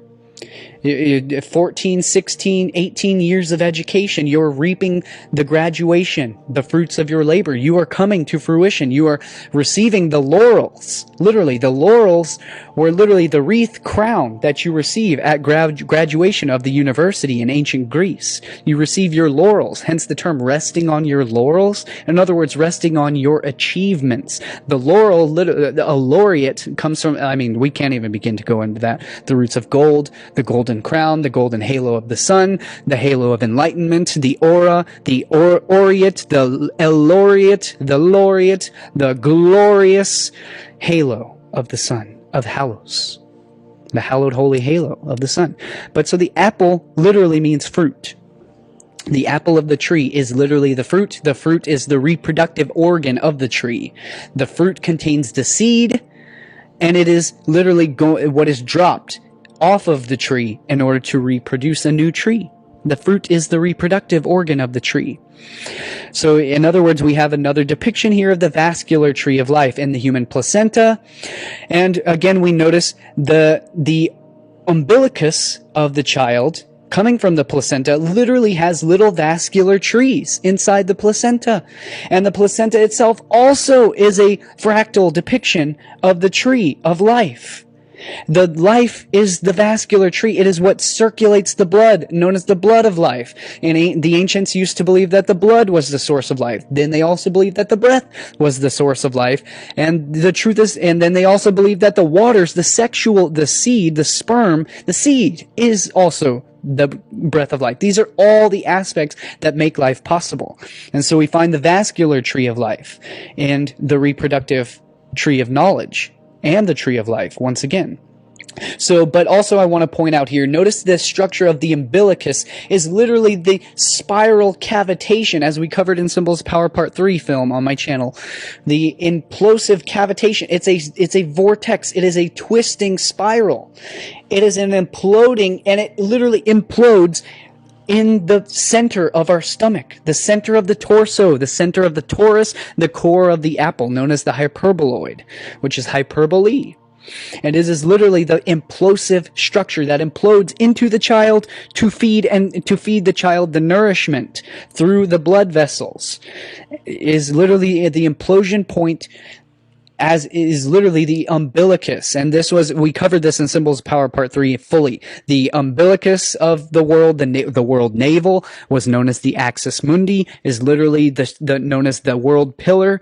The world structure is literally the axis mundi is the navel of the world. This is why the axis mundi is literally the core of the apple, is this pillar, is the world axis. In other words, it's the umbilicus. And this was literally why the umbilical cord represents the electrical structure known as a Birkeland current in physics. It is a twisting, intertwining, woven electrical filaments that span the entire electric universe, the cosmos. But I'm going way off track. So let's stick on track. Again, the verboten fruit of nature, yet again, just to rehash. And this again is the same structure of the logarithmic torso, or the toroid of the human torso, the implosion physics of the human body. Literally the structure of the human body and the human form. Yet again, here is the hyperbolic torso, which represents the hyperboloid. The hyperboloid is literally an hourglass. It's better known as the hourglass. I mean, just think an hourglass is a hyperboloid. That is the structure, especially of women, of the torso of a woman. We praise the woman for her hourglass shape figure. That women try to achieve that figure because that figure is the perfect mathematical perfection of the toroidal structure. Again, the golden mean physics of cavitation and implosion in nature. That's why women try to achieve that structure. And yet again, that's why this body positivity, not to denigrate or make anyone feel excluded, but that's why you should not be comfortable with an unhealthy figure or an unhealthy form. You need to improve that, not just for your own quality of life, your longevity, your health and wellness, as well as your self-esteem. Sure, I encourage you should have self-esteem without that, but you should be doing all of the practices that I'm going to educate you on and inform you throughout all of my presentations here as to how you can actually live the healthiest, most fit, most sexy, most perfect life that you can possibly attain in this lifetime, which is the goal of why we're here. The goal of what we are trying to achieve as a human species is to achieve the perfection of the mathematics and geometry of nature itself.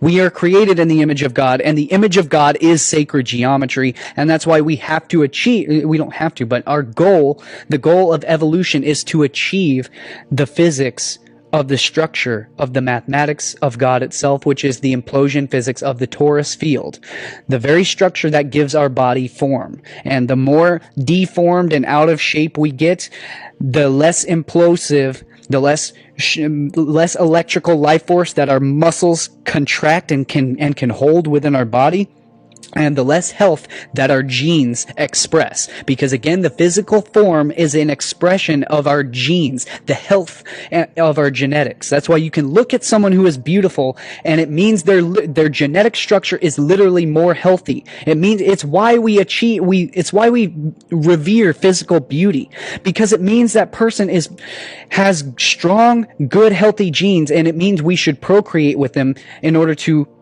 evolve the human species to its proper trajectory, to its most healthy and accurate trajectory. And that's why we view physical attraction and physical beauty as symmetry.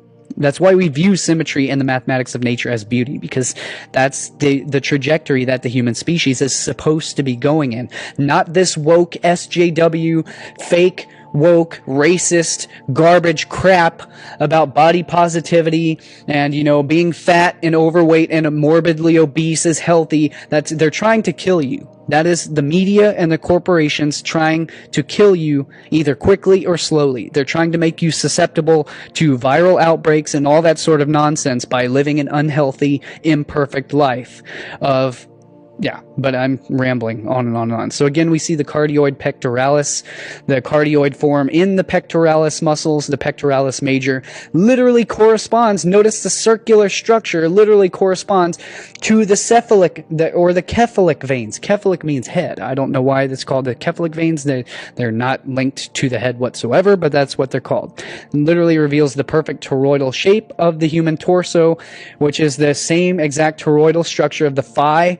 Again, the phi ratio of the torus. And torus comes from the root word of torque, which means to twist, which is why our torso is literally the part of our body that allows us to twist back and forth. Come on, baby, let's do the twist. Because that is the structure of the cavitation of nature. The twisting is what generates power. The harder you can twist and work those obliques, the more ripped your abs get and the more power you hold in your core. And the more powerful your core is, the stronger and sexier and more healthy you become. The more deeper you can, the more breath you can hold in those cavitating lungs. The more oxygen you can hold in your body. The more oxygen, the more life force. The more oxygen, the more you oxygenate and fuel your brain. The more you fuel your brain, the more powerful your brain cells. The more fractal and more mathematic the structure of your imploding torus field brain becomes. The more intelligent you become. The more independent, powerful, less susceptible to control and mind control. The more dangerous you become to controllers and SJWs and communists and Marxists trying to control the world. The more independent and powerful and less controlling and less controlled you become.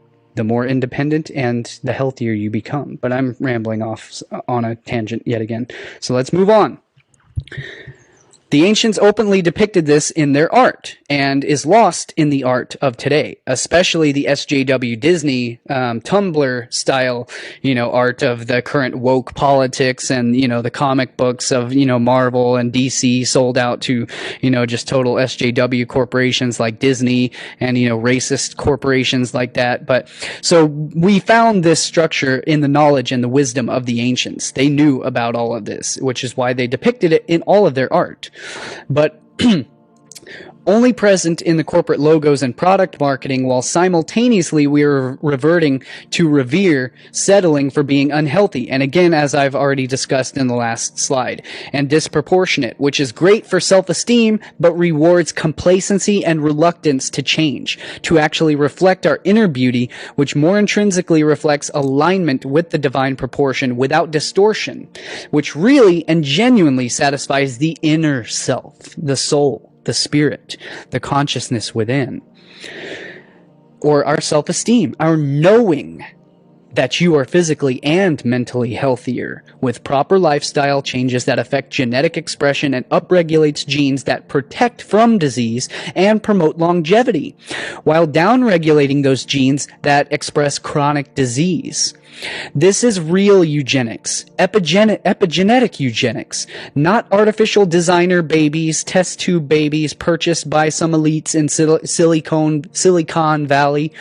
This is a change at the fundamental lifestyle level, at the very root cause, the core of our being, which is both fulfilling, something that superficial surgeries and genetic hacking and life hacking does not attain, and nor does it affect the core epigenetic level of healthy expression. So the body is a temple, not a graveyard, and this is where the rubber meets the road, where the mental knowledge that I have just downloaded you with actually meets into direct practice that you can utilize in your life to become the healthiest, most beautiful, most physically fit and attractive, strongest genetic human being that you possibly can. The body is a temple, not a graveyard. theory that I think is as important as Darwin's Origin of Species. It advances the idea that it was fruit and not meat that gave human beings our unique style of intelligence, and he also posits the revolutionary idea that our relationship with plants has in some sense been a sexual one, that we haven't just evolved alongside them the way animals usually do in symbiosis with their food source, but that the chemistry of fruit has had an unusually active role in changing our species dramatically. There was a period of time in our history when all of a sudden the brains of our ancestors tripled in size very quickly, and the modern neocortex came into existence with a bang. And Tony suggests that this coincided with our ancestors living in the tropical rainforest at the time when they had access to fruit all year round and were eating more fruit by weight than any other animal. Now, a lot of animals eat fruit, but not in the quantities that we did. The larger herbivores, for instance, tend towards green leaves, and amongst primates, we do see that trend reflected, that the ones who eat more fruit are smarter, whereas those who eat more leaves are bigger and stronger, but less intelligent. So here already we have a very basic clue that if our fruit-eating habits were unique and our intelligence appears to be unique, perhaps the two are related, because for those who say it was meat that made the human brain grow big, I always wonder, why hasn't it had the same effect on other animals that eat meat? In fact, the fossil record shows that since leaving the rainforest, our brains have been shrinking fairly steadily, and this may have been a result of not having access to the same quantity of fruit and relying instead on things like meat and root vegetables that are clearly not optimal since they need to be cooked to be edible.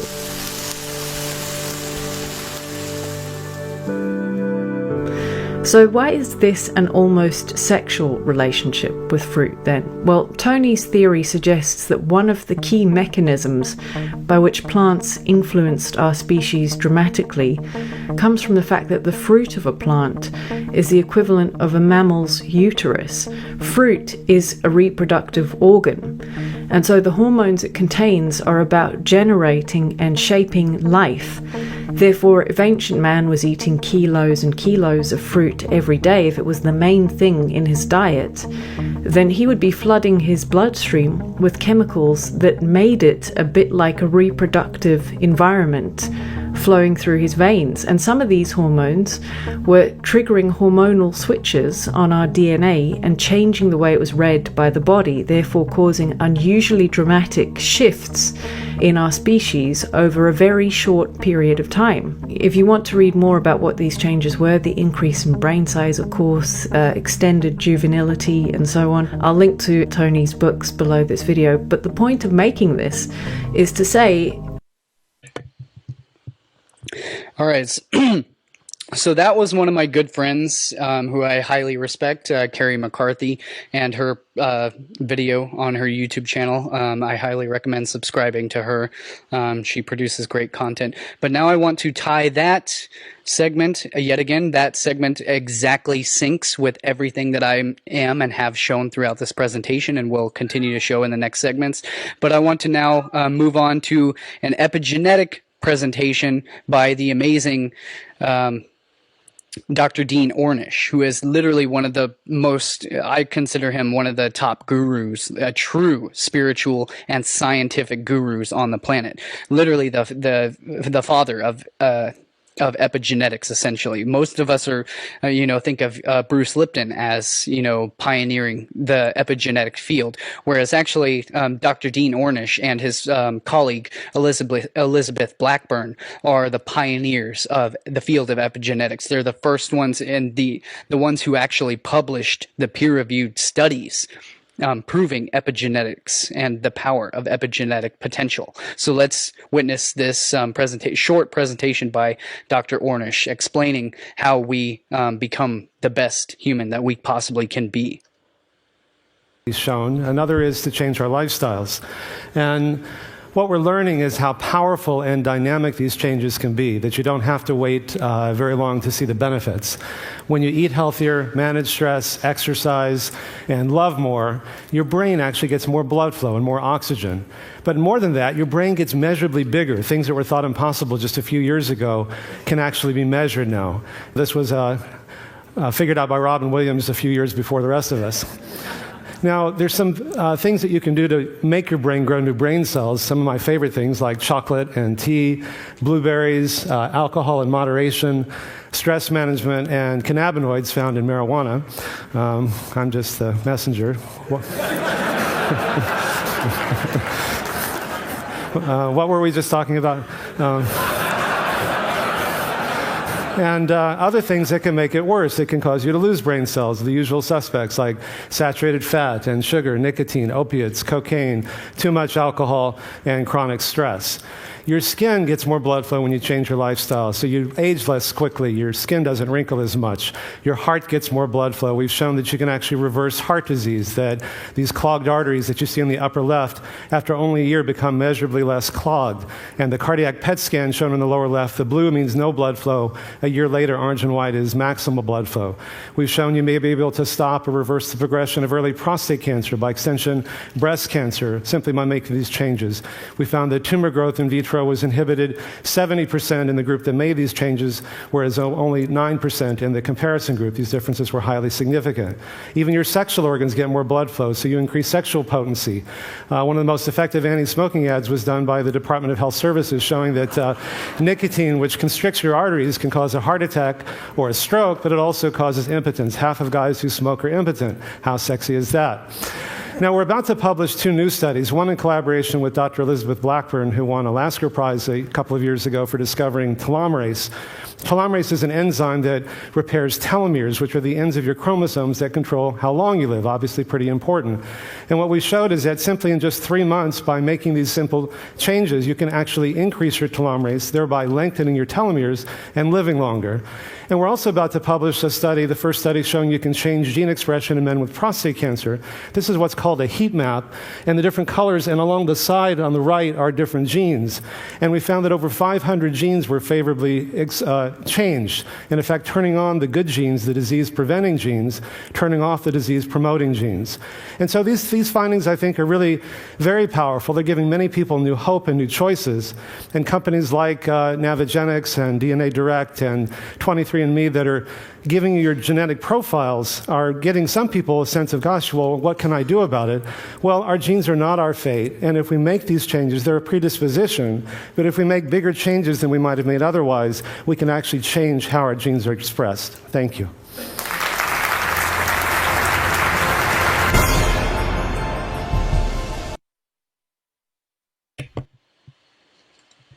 So again, that's a presentation by Dr. Dean Ornish. He has multiple incredible, groundbreaking books. I highly recommend his work. I highly recommend him.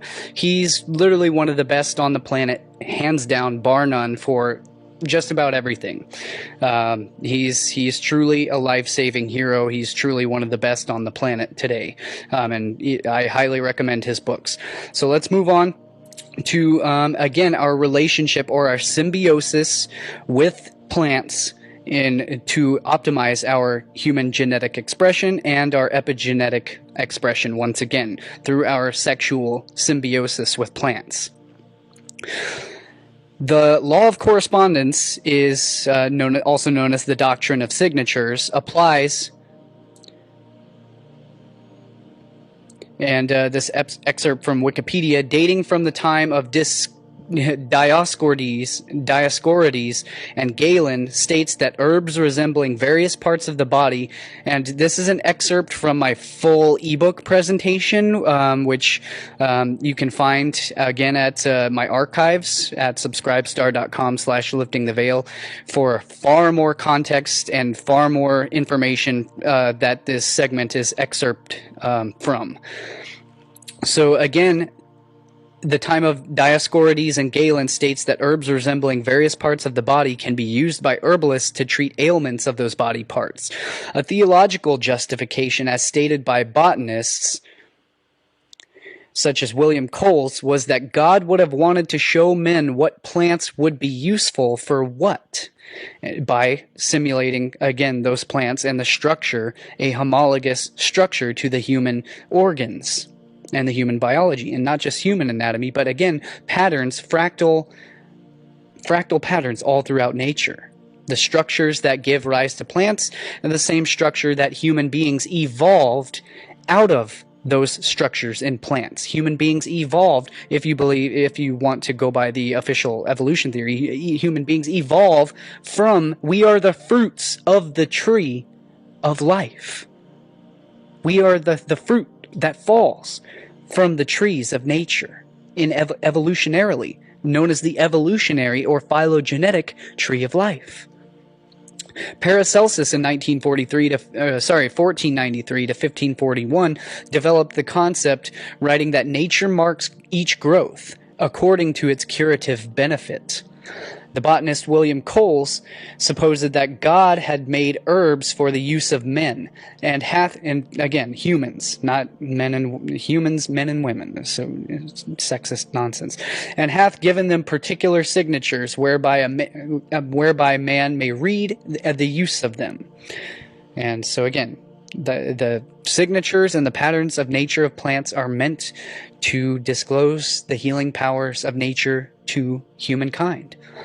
The writings of Jacob Boehme spread the doctrine of signatures. He suggested that God marked objects with a sign or a signature for their purpose. Plants bearing parts that resembled human body parts, animals, or other objects were thought to have useful relevance to those parts, animals, or objects. The signature could sometimes also be identified in the environments or specific sites in which the plants grew. Boehme's 1621 book, The Signature of All Things, gave its name to the doctrine of signatures. The English physician-philosopher Sir Thomas Browne, in his discourse The Garden of Cyrus, uses the quincunx pattern as an archetype of the doctrine of signatures, pervading the design of gardens and orchards, botany and the macrocosm at large. And this graphic that I've depicted here is a law of correspondence between the human brain, the corpus callosum, and the oyster mushroom, directly corresponding and relating to the same geometric structure of the human brain. And I've got multiple different examples of the human brain corresponding to the structure of the mushroom, the sacred mushroom, the wise dome, the wisdom attained from the wise dome of the skull, corresponding to the wise dome of the sacred cap of the mushroom. And cap, of course, means the head. The head. Which is why, again, we find here the lines of the oyster mushroom directly correspond to the corona radiata and the neural fibers of the corona radiata of the human brain, of the human cerebrum. Direct correspondence here with the oyster mushroom to the corona radiata. And again, which means radiant crown in Latin, just to mind you. So yet again, the sex magic power of the structure of physics of nature is what forms the structure of the human brain and the human spinal column. The sex magic power symbol of the masculine pillar, again, the axis mundi, the world pillar, and the feminine archway, or the vault of heaven, overarching the masculine pillar, which is the spinal cord. And the vault of heaven, again, the cerebrum, the cerebral cortex, overarching the masculine pillar, which penetrates the feminine archway. Yet again, this is literally the power symbol in electronics. It is the line, the phallic line, penetrating the circle, or the arch. The penis penetrating the womb. As above in the brain, so below the belt, in the sexual anatomy of procreation. What generates the 1 and the 0, the binary code of nature that literally generates power, electrical power, and power of energy in nature, the brain power of nature. And we find this direct correspondence homologously with the human brain to the reishi mushroom. The same exact symbolism, the same exact law of correspondence and doctrine of signatures to the human spinal system, the human spinal cord, the roots of the dendritic nerve endings stemming from the central the central axis of the brain. Directly correspondent to the sex magic of the fertility of mushrooms of nature, yet again. The same structure of cavitation, same form as the geoduck clam. The law of correspondence and the fractality of the fertility of the penis envy of the mushroom, complete with its cap, which is the head. And again, the mushroom that we see is literally the reproductive organ of the mushroom. The actual body of the mushroom is the mycelia, the mycelial network of dendritic veins that grow throughout the soil underneath the ground. And the mycelium is literally the neural brain that communicates to that. The mycelium in the ground is literally the neural electrical pathways that every other plant organism that grows out of the ground uses to communicate with each other. They all communicate to each other through their root systems connected by these mycelial networks. The mushroom and the mycelium is literally the brain and the mind, the universal consciousness itself. It is literally the intelligence of nature. It's how Mother Nature communicates, is through the mycelial maps, the mycelial nets or webs underneath the soil. It's absolutely incredible, truly astounding science. And yet again, we find the corona radiata of the projection fibers directly correspondent and the fractal nature of the symbiosis with the oyster. Yet again, the cavitation of the muscle of the female love muscle. Oh, okay. So I do have coming up here so back to the sexual magic of nature. We find the pearl at the center of the oyster. The pearl is exactly correspondent with the lentiform nucleus, which is the thalamus, literally the very core, the golden egg found in the center of the human brain. Directly correspondent, yet again, with the oyster shell with the corona radiata projection fibers of the brain. Directly correspondence of nature.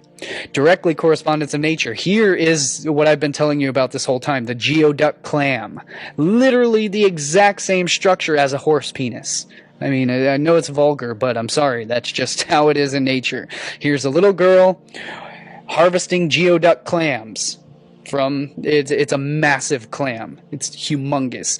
And so yet again, this is on the left, the geoduck clam, the physics of nature. This is the masculine physics of nature, representation anatomically of nature, coming from the very most primordial organisms. And on the right, we have the exact same, again, physics, phi physics cavitation implosion structure of the feminine aspect of the bivalve. A bivalve meaning two valves.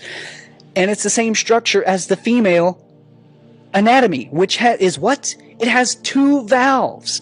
The bivalve of a clam is known as a bivalve because it has an in valve and an out valve. One sucks inward, the other shoots outward.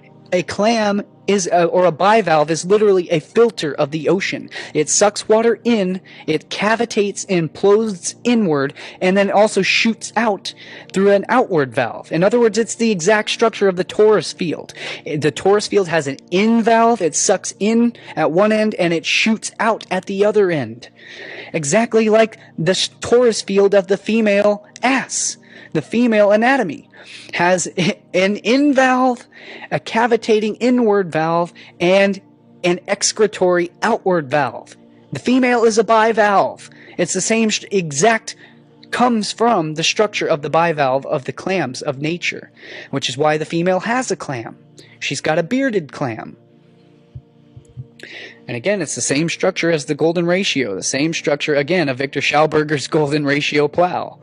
Again, the masculine and the feminine. The masculine penetrates the feminine. Same structure, though. And here's what I was just explaining. The structure of the bivalve. It's literally the same structure as a horse. It has a female horse, a male. Not a male, a mare. Female mare. You know, this is the exact structure of a mare, a horse's ass. You know, it's the bivalve. You have the anus and the vaginal cavity. The exact same structure. The exact same structure as the vulva. The exact same structure as the bivalve and the bivolve.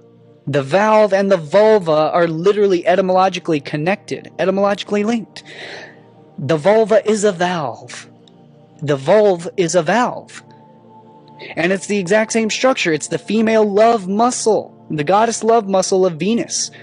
The Venus is Venus, is Viernus, meaning Friday, is linked with Venice, the city of love in Italy. Veneris, meaning Latin meaning love, or veneration, literally meaning Venus is Veneris, is love and veneration, which gives us venereal diseases, is the transmission of love. This STDs, sexually transmitted diseases through love making, which is why the oyster, the bivalve, the love muscle of the goddess of the bivalve, is the symbol of the vulva, the exact anatomical structure. The bivalves consist of an inlet and an outlet. Again, the flow of energy, impulsion and implosion. And this is why the oyster is linked to oester, ester, the root of estrogen, of estrus, the literal meaning of Aphrodite, which is why Aphrodite gives us the word aphrodisiac, which was the oysters were considered an aphrodisiac for fertility properties. And the word veni literally means I came, as in Veneris, Viernus, Venice, venerate, venereal. The vulva, the oyster, the estrogen, and I've covered this so much more fully in my full, again, my Easter, my full occult secrets of Easter presentation and the goddess Venus. So much more, which is where this excerpt is from. And here we find another example of the doctrine of signatures in nature from the sun-dried peach. And women on Instagram, young girls on Instagram, know all about the peach emoji. Don't you, ladies? That the peach is symbolic of. I think they usually use the peach as a symbol of an ass, but maybe they use it as interchangeable with the symbol of the vulva. But it's the same. It's equivalent for both. I mean, it's useful for both, symbolic of both the ass and the vulva. Which is why sun-dried apricots or a peach, apricot literally means sun peach. That's what the word apricot means, and it comes from the root word of apricate, meaning to bask in the sun. Which is why when you're basking in the sun, you're outside sunning your peach. Which is why we have the old phrase, do I dare to eat a peach? And why we have peach fuzz, because the peach fuzz is the peach of the vulva. It's the peach of the goddess fertility fruits of nature. The doctrine of signatures, the law of correspondence. Life's a peach, and then you have one, and you take it, and you eat it, and it's juicy, and it's sweet and delicious. Again, apricate, to bask in the sun drying your apricots, sunning your peach. Another example is the fertility fruit of the forbidden fruit of the tree of life was also arguably known to have been known as the fig or the fig tree. The fig comes from Latin fic, or we know the word German fic also means in English it's known as F-U-C-K. In other languages it's known as fic. Fic means the act of sex. It comes from Latin ficus. The ficus tree. The fig comes from the ficus tree. And which is why the fig is the symbol of sexual reproduction and fertility, because the fig contains thousands of seeds inside. The fig is literally the exact law of correspondence as both the male testes and the bladder and the female uterus. All exact representations of the fig. And the male prostate has all of these dendrites located inside the prostate, directly correspondent with the seeds within the fig, directly correspondent with the shape and structure of the female uterus. The fig is the forbidden fertility fruit of the tree of knowledge of good and evil, the tree of knowledge of sex and reproduction and fertility. The fig is representative of sex and fertility. Again, the symbol of love and reproduction. We find more examples of the law of correspondence between the fruits of nature and the structure of the human anatomy. Yet again, in the cherimoya fruit, The doctrine of signatures was known as a form of sympathetic magic or homeopathy. Ancient and traditional cultures hold that properties of plants corresponding or homologous to human anatomy hold a magical or scientific benefit to those organs or aspects of the body. We find the cherimoya fruit is, as I've shown, is directly the same structure of the human heart. And here's how the doctrine of law of signatures corresponds. The law of correspondence and doctrine of signature corresponds. The cherimoya fruit has a well-balanced sodium to potassium ratio, and a good potassium level in the body helps control the heart rate variability and helps regulate healthy blood pressure. Yet again, how the cherimoya fruit both structurally in form and in function directly corresponds and promotes the health and well-being of the human anatomy and the human heart. The fruits are directly correspondent to the anatomy of human being and are optimal for the human being, just as the lung alveoli is directly homologous to the structure, the dendritic fractal structure of the elderberry tree or elderberry bush. It's identical, and elderberry is absolutely beneficial for the circulatory system and antiviral properties and the circulatory system of the lung alveoli. We find again, the torus is the tree of life, is the tree of knowledge.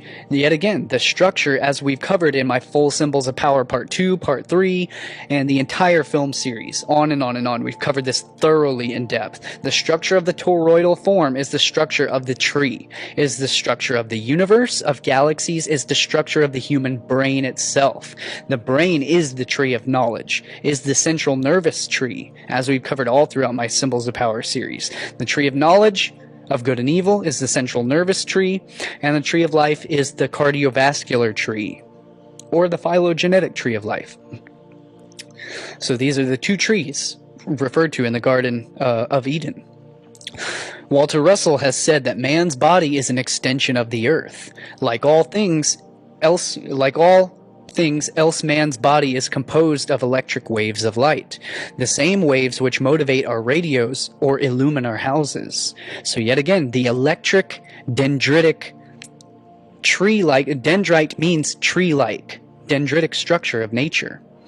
We find this in the fertility and the fecundity of the tree. Yet again, the fertility of the tree of nature. In ancient Greece was known as the dryad, meaning a wood nymph. It was where we get our word nymphomania, meaning fertility. Nymphomania was when a man was wandering through nature, through the wilderness, and was stricken by the beauty of a young maiden in the wilderness with her wild fertility of nature, a nymph who frolics and is free from the structural confines of the polis, or in other words, of the city. She is a hippie, a wild one, a wild woman sisterhood in tune with the fertility of the tree of nature. A dryad was one so linked to the spirit of the tree of nature, it was said that if the tree was killed, the spirit of the dryad died along with the tree itself. They were so intrinsically linked. And yet, again, we can actually find the human spirit in the similarity of the trees of nature. Because again, the human being is the child of the tree. We evolved from the tree. Human beings, as well as all vertebrates and all animals, evolved from the eukaryotic life. Prokaryotic life is basically animals. Eukaryotic life are plants. And animals evolved from plants. That's how the evolutionary tree of life occurred. The fecundity and abundity, that's a pun, of nature is abound. The ancient Greeks believed that the hamadryads were the female spirit of the trees, so inextricably linked to its life force that if she died, the tree died along with her. Very beautiful and very touching. My kudos to all those who can relate to the hamadryads today. And yet again, we find the fertility structure of the fertility fruits of the tree of life and the sexuality of nature. And cultures all over the world, indigenous cultures, practiced an ancient sacred rite of marriage to a tree. It was a religious system or cult organized around beliefs that trees contain hidden or sacred power to cure or to enhance fertility, or that they contain the souls of ancestors or of the unborn. So if you focus on a sacred windswept night, you can catch glimpses of them banging. to be as nice as I can about it, which I would prefer to be more vulgar about it. But you can find the banging and the sexual fertility of the trees all throughout nature, which is why they practiced the ancient sacred rite of tree marriage for fertility and fecundity of nature. And this brings us back to the fractal optimization of health and nutrition for optimal genetic human form and human function, human form and function. The perfection of our form is directly expressive of the perfection of its ability to function, which is why if you're a powerful gymnast or an athlete or a dancer or whatever you're doing on a high level with your physical body, that's why your physical body also becomes super attractive and super beautiful, because your body's form represents the function that it performs. They go hand in hand because the energetic form follows the energetic function of the pathways and the flow of energy. So if whatever you're doing with the energy of your body, you're maximizing its potential, its structural genetic potential. Which is why to optimize our human potential, we need to eat the most fractal foods in nature, which are the sacred geometrical plants of nature, which contain the most vital elements of life within them, to promote the optimal human genetics, human genetic expression. Light and information from the sun and from the universe at large comes streaming into the earth and impregnates her with its potent balic radiation. She gets late and then gives birth to the infinite flora, which are the life cycle of thriving reproductivity. The purpose of fractality is to integrate greater levels of complexity, meaning that infinite amounts of data can be stored within that structure or within that fruit or that being itself. By consuming more fractal foods that are closer to the direct source of electrical transmission or light itself, the structure of space and time itself, the pattern of nature, it contains more electricity and therefore holds and stores more light information codes that signal our genes to both upregulate healing and holistic properties. We begin to physically change our life, both mentally, emotionally, on the heart level, physically on the biological level, by radically switching on our gut microbiome through our diverse gut microbiome, which feeds on the resistant starch and the not insoluble, undigestible fiber that all the low carbers claim is unhealthy because we can't digest it. That's what our gut bacteria eats, and that's what our gut bacteria produces: the short chain fatty acids and the medium chain fatty acids like serotonin, dopamine, propionate, and butyrate. These are literally neurotransmitters. These are literally dopamine and serotonin are well known. You guys know these. These are the hormones that regulate our moods and our emotions, of sense of well-being and a sense of pleasure. These neuropeptides are produced by the gut microbiome, and the gut microbiome only feeds on fiber. Our ancestors, our Paleolithic ancestors, were not eating mostly meat that they hunted and gathered. They were eating mostly, predominantly, over 250 grams of plant fiber every single day. We know that from the fossilized coprolites, which is fossilized poop of our paleo ancestors. They were eating god-awful amounts of plants a day. Ungodly amounts of fiber, over 250 grams of fiber a day. Today, our current recommended daily intake of fiber is 20 grams, and most people get far less than that. And we should be eating over 250 grams of fiber a day, just like our Paleolithic caveman ancestors were. That's the proven science. That's the proven anthropology. All of hominids throughout all of evolution were predominantly plant-based. Almost entirely, actually. So again, This regulates our genetics physically by radically switching on our gut microbiome to our cellular energy production and revamping our entire systemic load, our metabolic load. And this is why we find the sacred geometry structures of Metatron's cube, which is literally the root and seed of the seed of life, known as the fruit of life in sacred geometry, the seed of life in sacred geometry, which gives rise to the flower of life in sacred geometry, which we find in nature. These are the symbolism of the plants of nature, the foods of nature, the foods of intelligence, the structure of consciousness of the universe itself.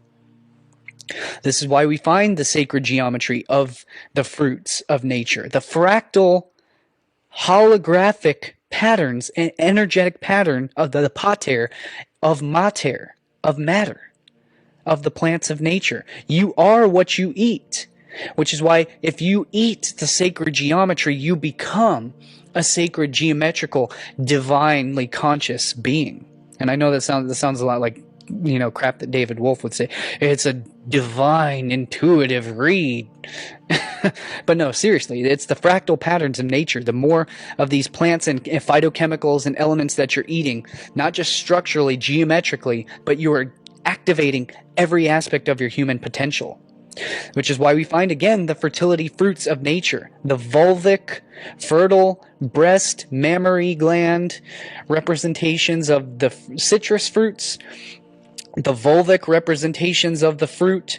The vulva, the goddess uterus, the goddess mammary glands. The fruits of Mother Nature, her juicy, sweet, delicious, sexual fruits of nature, which activate our divine consciousness, which is our divine wisdom of Sophia. Ancient Greek Sophia means wisdom, which is where we get sophistry, or where we get the sophisticated. Sophisticated. You are wise. You become a wise master. You become a wizard. You become a wise one of the wise dome, of the tree, of the dome of the mushroom, of the dome of nature, the dome of life, the sacred dome of your skull, of your brain, of your head, the capstone of enlightenment. This is why we find the structure of the human harmonics in the human body and how we optimize our human harmonics. This is a graphic that I've combined on the right of our entire human form. Our entire musculoskeletal structure represents the exact harmonic wave of musical notation. And this specific one is the fundamental C harmonic. Is literally the same exact structure. Literally, you can even follow this. Follow this big wave here. This big wave here is identical to the big wave here on the human body. They are exactly homologous. It is exactly identical. And so then we find this big wave here corresponds to this big wave here. It is the human body is the exact fundamental C harmonic. Half or first partial. And I don't know much, I don't know literally anything about musical harmonic theory. But if someone's a musical, theory major, like, boy, you should team up with me and we can take this so much further. This is this harmonic structure, the sacred, the mathematical and musical structure that gives the human being its form. We are literally vibratory beings of musical energy. All of, again, the hermetic principles of the quadrivium in nature. And you guys will recognize this slide from my Symbols of Power Part 4 film, where in it I discovered the entire divine proportion of the human brain. Symbols of Power Part 4, where I showed this is literally a phi ratio measurement from both the front of the skull to the back of the skull, harmonic phi ratio from the pituitary gland to the pineal gland, harmonic ratio on every level. I've shown countless examples of how it's a perfect phi golden mean harmonic ratio that creates the structure of the human form and especially the human brain and all of the other human anatomy as well, of the optic nerve. And so this is why we can measure the divine proportion from the top of the skull to the pineal gland, and then from the pineal gland directly towards the posterior of the skull. And we also get the golden divine proportion measuring from the top of the skull to the olfactory bulb, and then from the olfactory bulb to the pineal gland. And of course we also get it when measuring from the top of the skull to the pituitary gland, and from the pituitary gland to the base of the skull, to the back of the skull. We also get the divine proportion measuring widthwise when we measure from the lateral edges of the skull into the internal curvature of the sphenoid bone, directly where the optic nerves pass through the foramina. So directly at those points of the inferior cranial fossa, or the cranial floor, are these contours where the lower cerebrum hits, and they are directly corresponding to the divine proportion measurements. When you measure each one, as the divine proportion has an invisible little line that can be extended, vector can be extended here, and so those 2 points correspond directly with the structure of the inferior cranial fossa. And then of course it can also be measured from, yet again, the pituitary, which hangs directly off the infundibulum, which hangs down directly above the hypothalamus region. So the pituitary measures from the pituitary to the pineal, from the pineal to the back of the skull. And so I also realized that the same standing harmonic wave of this of the phi ratio, the golden mean harmonic wave, that composes so below the belt in the perineal muscles of the female, is a direct above the belt correspondence of the exact golden ratio standing harmonic wave of the optic relay pathways of the optic nerves, which are literally some of the most active and highly lit up neural pathways when viewed from a diffusion tensor imaging scan. And of course, again, the pituitary and the pineal gland are at the exact golden mean proportion, the divine proportion, which the entire human skull and the entire human brain is entirely composed of nothing but the divine proportion at every single structure.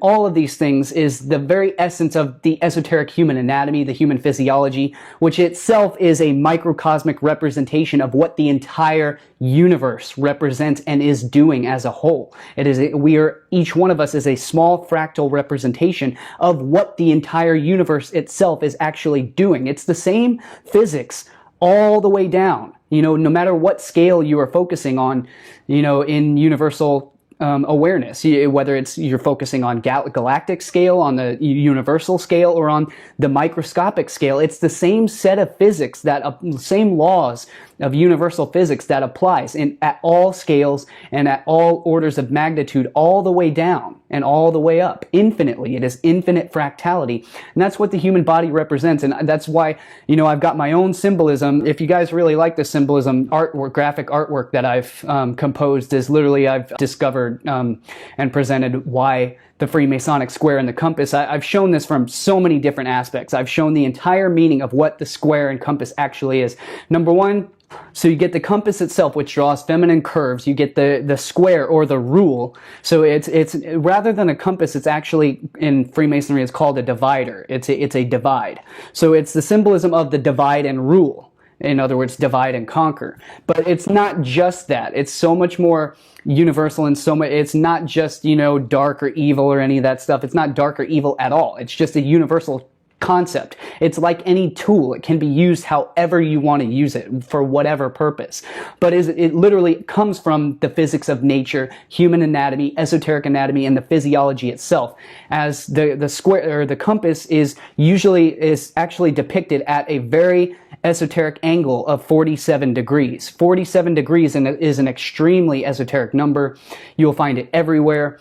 But so it's 47 plus the 90-degree square, or the 90-degree rule, which equates to the sacred number of 137, which is the golden number, the golden angle of phyllotaxis, which is the Fibonacci spiral, the angle at which plants spiral and they grow stalks at a 137-degree angle from each other, which is literally known as the golden angle. And it's the angle of phyllotaxis that all plants grow in, because it's the divine number of complete division, to where each of these branches will equally attain the maximum amount of sunlight, so they can each attain the maximum amount of growth and expansion without interfering with each other. So this number 137, and so that's combined what the actual meaning of the square and compass, just one of the layers of the square and compass, what it actually means. We covered so much more in depth in Symbols of Power Part 2 and Part 3. So there's so much more in-depth meaning of the square and compass, which is literally the urogenital and the anal triangle combined. So in other words, it's literally the human sexual anatomy. It's literally the pelvis. It's literally the perineal region of the human body, which is the sacral region. It is the sacred sacrum. It is the origin of sexual creation. So again, it is the divine masculine and the divine feminine combining. How am I doing this here? Combining. So I can't. How does it go? Like this. Combining together and merging together in the sexual perineal union, which creates the universal sexagram. And I've got whole other original pieces that I haven't published anywhere yet that will also be in the book. Complete original discoveries. This is where the two pelvises, where the two, where both of you, where, your two pelvis regions are joined together. And so therefore each of your urogenital triangles come together, and they, depending on what angle or what position you're having, and it literally creates a sexagram, or also known as a hexagram, but I call it the sexagram because hex is literally sex. Hex is Greek for sex is Latin for, which is Greek hex, which means six, which is why sex literally means six. Six, sex, hex. The sex is the hex, which is the square, which is the cube of creation, the cube of space. And so, I mean, we could go on and on and on with all this stuff, but so that's what, another aspect of what the square and the compass represents. But in this artwork that I've depicted, if you guys like this artwork, it's available. You can check it out in the Lifting the Veil merch store. It's a really cool graphic that I put together, but it's literally the human body sitting in full lotus position. That's what the square and the compass is. It's with the sacred G, which is literally the G. My name is Cullen Smith. This is Lifting the Veil. You can find all of my full books, presentations, videos, films, articles, posts at subscribestar.com/liftingtheveil. Patreon has suspended this work and my account and income stream for this content. So if you are a supporting patron, then please, I ask you to move your support over to subscribestar.com/liftingtheveil. And I have just established a completely free, uncensored, totally free speech social media platform that replaces Facebook, Twitter, YouTube, every other platform all in one on liftingtheveil.locals.com. You can download the Locals app and you can join our group and have totally free speech and totally uncensored, unrestricted content access. And there is also a ton of exclusive content, and I will leave the cited reference links in the description down below. So you can check that out for all of my full content, and I will see you guys in the next video. I rely solely on word of mouth, and the recommended algorithms are not recommending any of my videos or films anymore. My channel has literally been completely restricted, so I rely on your help by sharing my work around if you appreciate it, and leave me your comments. I definitely want to know what you have to share and what you have to think about all of this stuff, and I will see you in the next video.